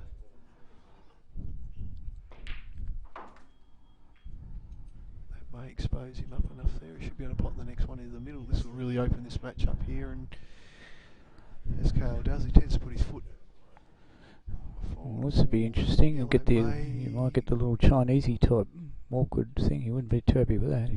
May ruin that. Cale's having a good look. He's having a good look. As you do when you don't like it in a spot where you don't want it. Cale Yeah, will look at that until the umpire second guesses. Put the pressure on the referees, the old That's thing. The way. Keep looking at it. You never know, he might change his mind. You never know. Ask him. That's the way. I think he wants. He needs to. The referee will get the ball marker to prove to the player that the ball will spot, and if that's not the case, he'll go to the highest spot available, which will be not so good for Les, and No.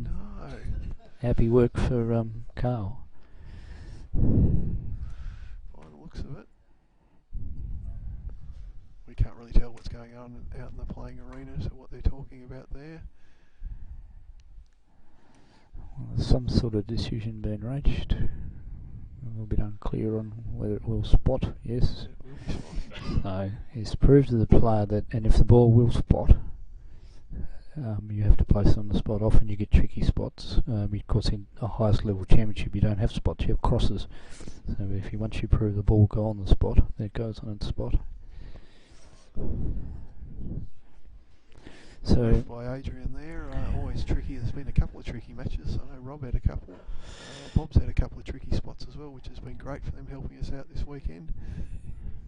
Without the umpires, we never have any games we play. Has that spot made that shot extremely difficult? Cale's missed that one, but wouldn't it be interesting? It could be a frame changer. You know, it's the little things in frames that. yes. You know, he goes from a free swing potting the red and another colour and putting distance between he and Les, but now suddenly. Yeah, those little things can turn into a hill, can turn into a mountain. So Yeah, absolutely. we'll see what Les can do to capitalise on the mistakes here, which you have to do against Cale Yep. in his current form. This is the last stand for Les. He's got to make something here.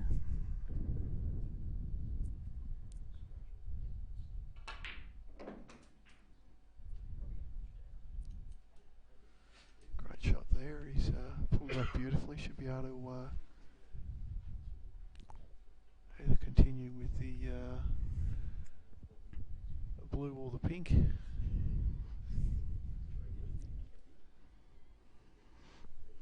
You joined the commentary late. I've got Denny Main with me. He was a semi-finalist in this event. He went down 5 frames to 2 against Carl Barrett because Les advanced to the final, defeating good friend and mate, well, I think they're still mates, Phil Woodham 5-4 in an epic after trailing 4-1. And of course the final here today, race to 6, best of 11 frames.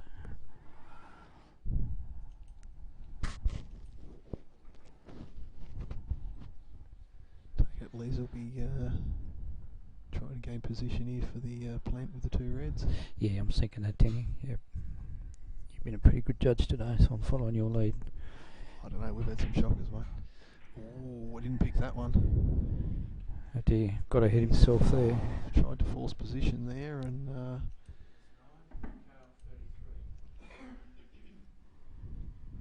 may have got out. I don't know how much of that red Kale can hit. Seen a few unusual misses by Les today, but that ranks up amongst them.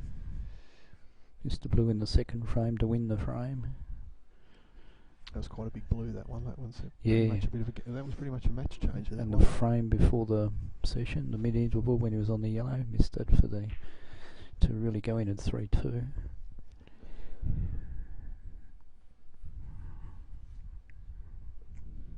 See what Les will take this one on. I reckon the adrenaline will kick in after that blue. He'll probably go to.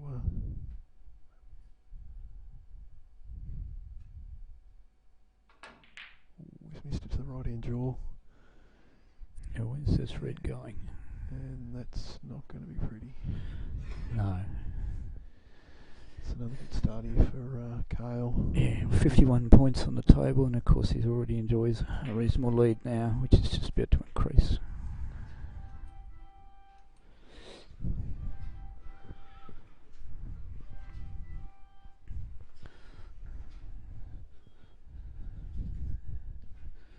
Through for the green, back down the table for this red, and it's hit near spot on, getting a slight angle.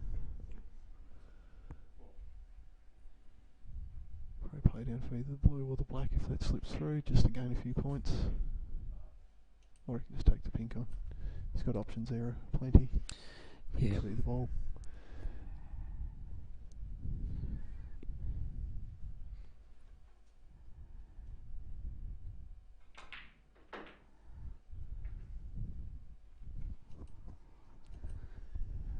So our 2013 winner is in the box seat to take out his second title.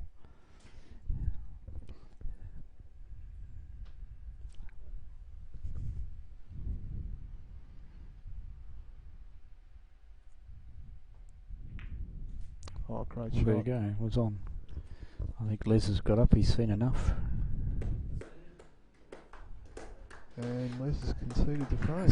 Conceded the frame, so 45-9 wins the Tasmanian Snooker Championship 6 frames to 2 at the Burnie Club.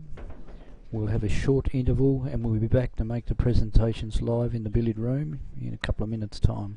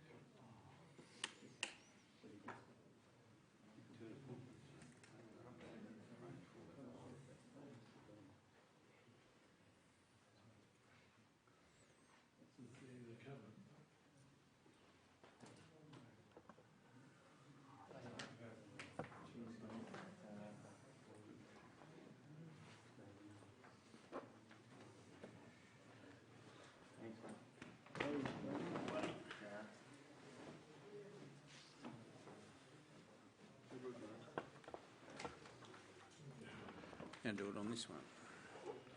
Don't go too far.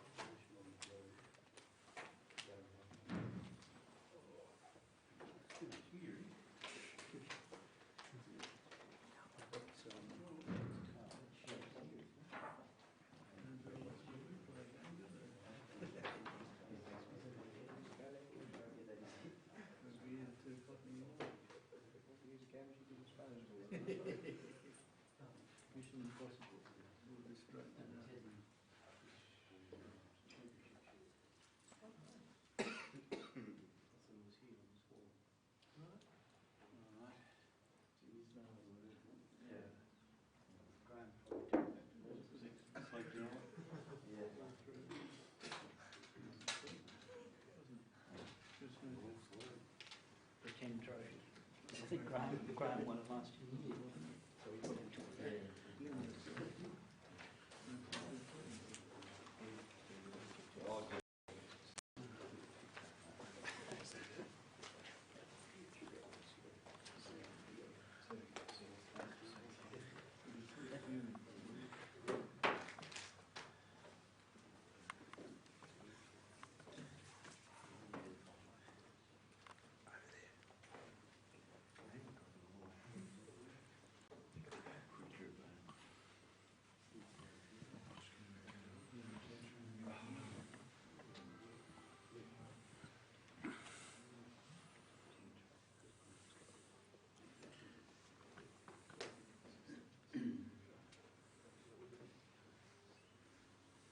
Well, ladies and gentlemen, we come to the end of another Tasmanian Championship. Congratulations, Cale. Just too strong in the finish for this old campaigner. He's been around the world this year in up sand dunes and all sorts of things, and he just couldn't hang in there. But it's great, Les. Before we do this stuff, thank you for what you've done this year. You've come back to our sport in time for the 6-week championship that we did in Launceston. That was great for us, the administrators, and we thank you for what you did there. And both of you for what you've done for Tasmanian snooker in this last couple of years, but in your case, Les, way back to that time in under 23 competition, the Oceania Championships, the inaugural ones in New Zealand, and in Australia the year after, where you did particularly well in both snooker and billiards. So a great career that's not over yet, I'm saying, but today this young fellow was just too strong, and we congratulate him for that. So I'll hand over to Robert to bring the paper. Ladies and gentlemen, on behalf of the Tasmanian Billiards and Snooker Association, it gives me a great deal of pleasure to make the presentations for the 2016 Tasmanian Snooker Championship Final, proudly sponsored by Steadfast Taswide Insurance Brokers.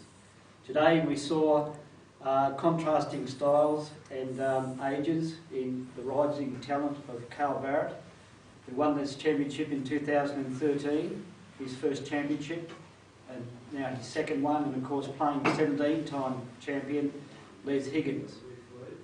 In the semi-finals here today, Cale defeated Denny Main 5 frames to 2 in a pretty tough match, and Les did a little bit harder after trailing his good friend Phil Willem 4 frames to 1, and plucked a famous victory to win 5-4 to make it into another final. I'd like to personally thank the Burnie Club for the wonderful support they give to the players, the way they look after us when we come through here, and of course next door, all the players and officials stay at Wellers, which is only 30 or 40 metres away. So to Nigel and Richard Morgan, we thank them very much for their support of Q Sports in Tasmania. Of course to the referees, you can't run a tournament without officials, and we had some excellent referees here this weekend. Terry Collins, one of Australia's leading referees, is winging his way to England on Monday morning, and of course refereed Friday and Saturday. We had a couple of our principal referees, of course, in Bob Boucher, who's one of Tasmania's foremost referees, along with Adrian White. We blooded Colin Langman from the northwest coast, so to speak. He did an excellent job yesterday, along with Bramble Brown and Jeff Lehman. And of course the old fox himself, the Tassie president, Rex Swain, who refereed many matches and looked pretty much beat up last night and struggled to get down a glass of red, would you believe. But it was a tough couple of days, but we thoroughly enjoyed it. And of course we've come to the pointy end of the competition where I need to make some presentations. We played a consolation plate in conjunction with this event. There were 12 players, 12 of Tasmania's best players that went around in this tournament. And the consolation plate this morning was won by Graham Pickett, who defeated Brian Cole in the final. Graham unfortunately had to go back to Launceston. We've got Coley here, so I'm sure that Coley would like to come forward and collect some cash and probably say a quick word.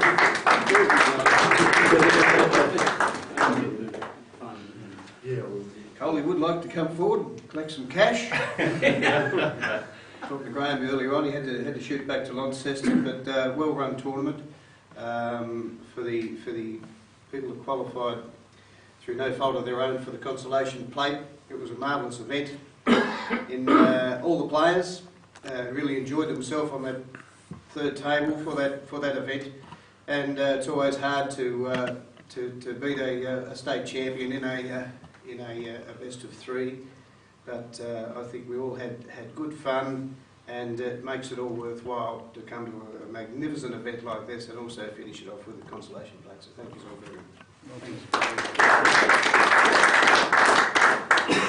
I've got a couple of envelopes here to present, and in conjunction with that, inbuilt into this championship, we have a loading on the championship. So the player, the winner, who wants to go to the Bob Hawke Australian Open Snooker Championship, which is going to be held at Mounties in October, receives extra funding to go towards that. So we'll put the asset on Carl a little bit later on, because he's here. Only just come from Belgium on Friday afternoon, he along with Alex Pace. So they look pretty much beaten up like they'd come out of a washing machine, but he picked himself up and dried himself off, so to speak, and was a winner here today. The semi-finalists in the championship this year. First of all, I'll call upon Phil Woodham, no stranger to big occasion play, and was almost the case today when you almost chopped down the 17-time champion. But so close, Woody. But a bit of cash in there, you better check it, because I may have taken some out. Thanks. Well done. Thanks, Rob. Thank you very much. Event. Thanks very much. It's a very special. Congratulations, Carl. Great win, mate. Bad luck, mate. You can't win them all. You're an absolute champion. And thanks to the Burnie Club for the premises, and Andrew Saltmarsh for the live stream on this final event today. It's been a great weekend.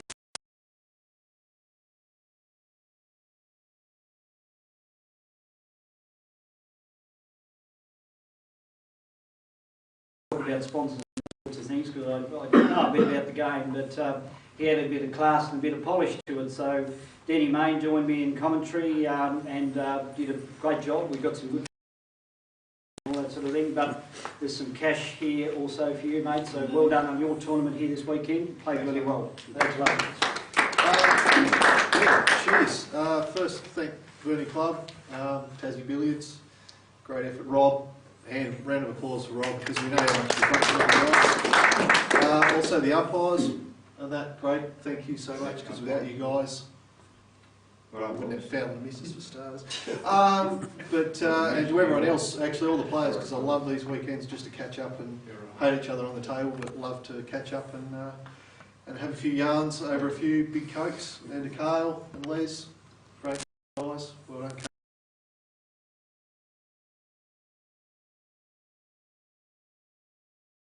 Just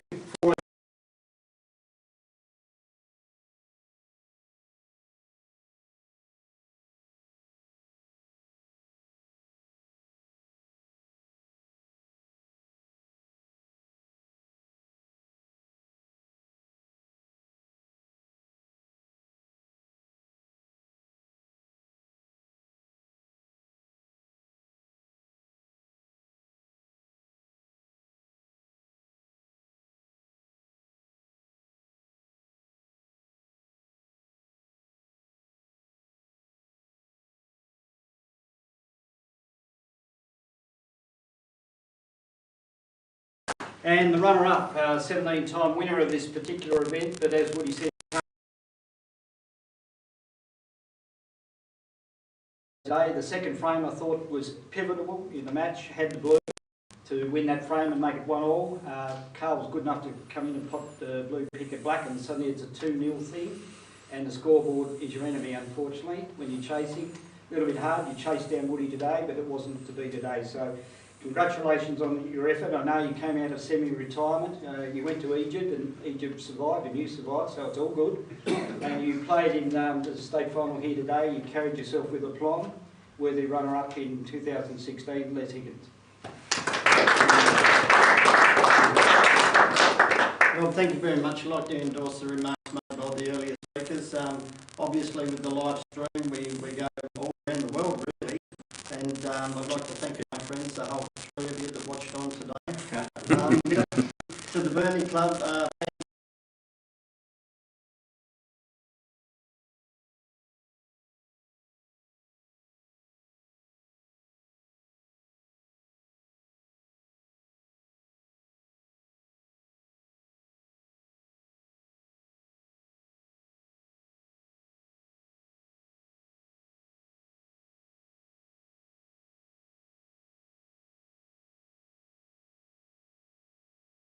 dragged you down better than that. I think you might have made the highest break as well and snipped me in that one as well, so you know, I just can't beat you lately. The older I get, the better I was, obviously, so you know, I'm going to hang my hat on that 17 wins that I've done, and I don't think there'll be an 18th coming along with all the good little kids coming through the ranks. I know our brother Dave, who's the patron of the Tasmanian Snooker and Billiards Association, him and his wife Jessica are looking on. We thank you for your continued support and sponsorship over the many years that you've been involved with this event, well over 30. I'd hate to think how much you put in. Thank you for putting this up at your premises, and also John Delandy, who took the weekend off so we could stay at his place. Safe travels back home to everybody, and we look forward to playing again next time. Thank you.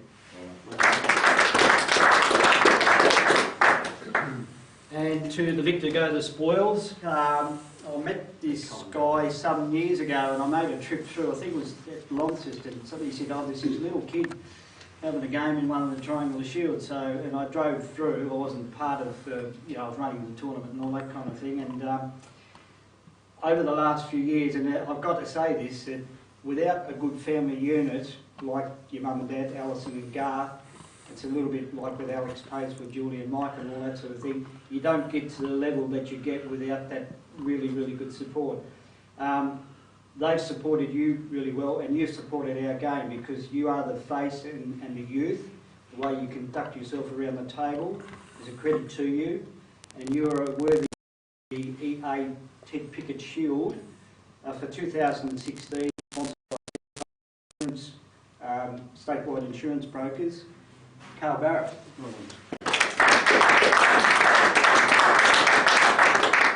Yeah, just what Rob said, so I'd like to thank Tim and the Burnie Club. It's been great, table ran smoothly. Everyone that stayed around to watch, thanks for that. All the umpires, Adrian and Bob for the final. Big thanks to Rex and Rob. Do a great job every year, and it's been very well. Les, good final, mate. I think the ball's a little bit better for me, but it's always good to play you, and you learn so much just by playing you in the final, stuff like that. And last but not least, Salty, doing a great job with the stream and been doing all the 8-ball and all the snooker, and it's great to get Tassie and the Q Sports of Tasmania out, Australia and worldwide, and last of all, my family. Thanks for all the support, sir. Thanks, guys. Cheers. Well, that's it, ladies and gentlemen. I think I've covered everybody. The next event for our particular billiards and snooker is the Goulet Shield, which is being held at the Penguin Club in 10th and the 11th of September. And, of course, the last event for the year on our calendar is the Shane Clark Memorial Shield, being held at the Clement RSL on November 12th and 13th.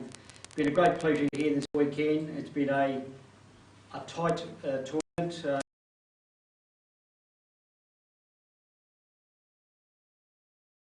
pleasure once being a part of the process. So thanks very much. Drive safely for the people travelling. Look forward to seeing you at the future events. Thanks very much.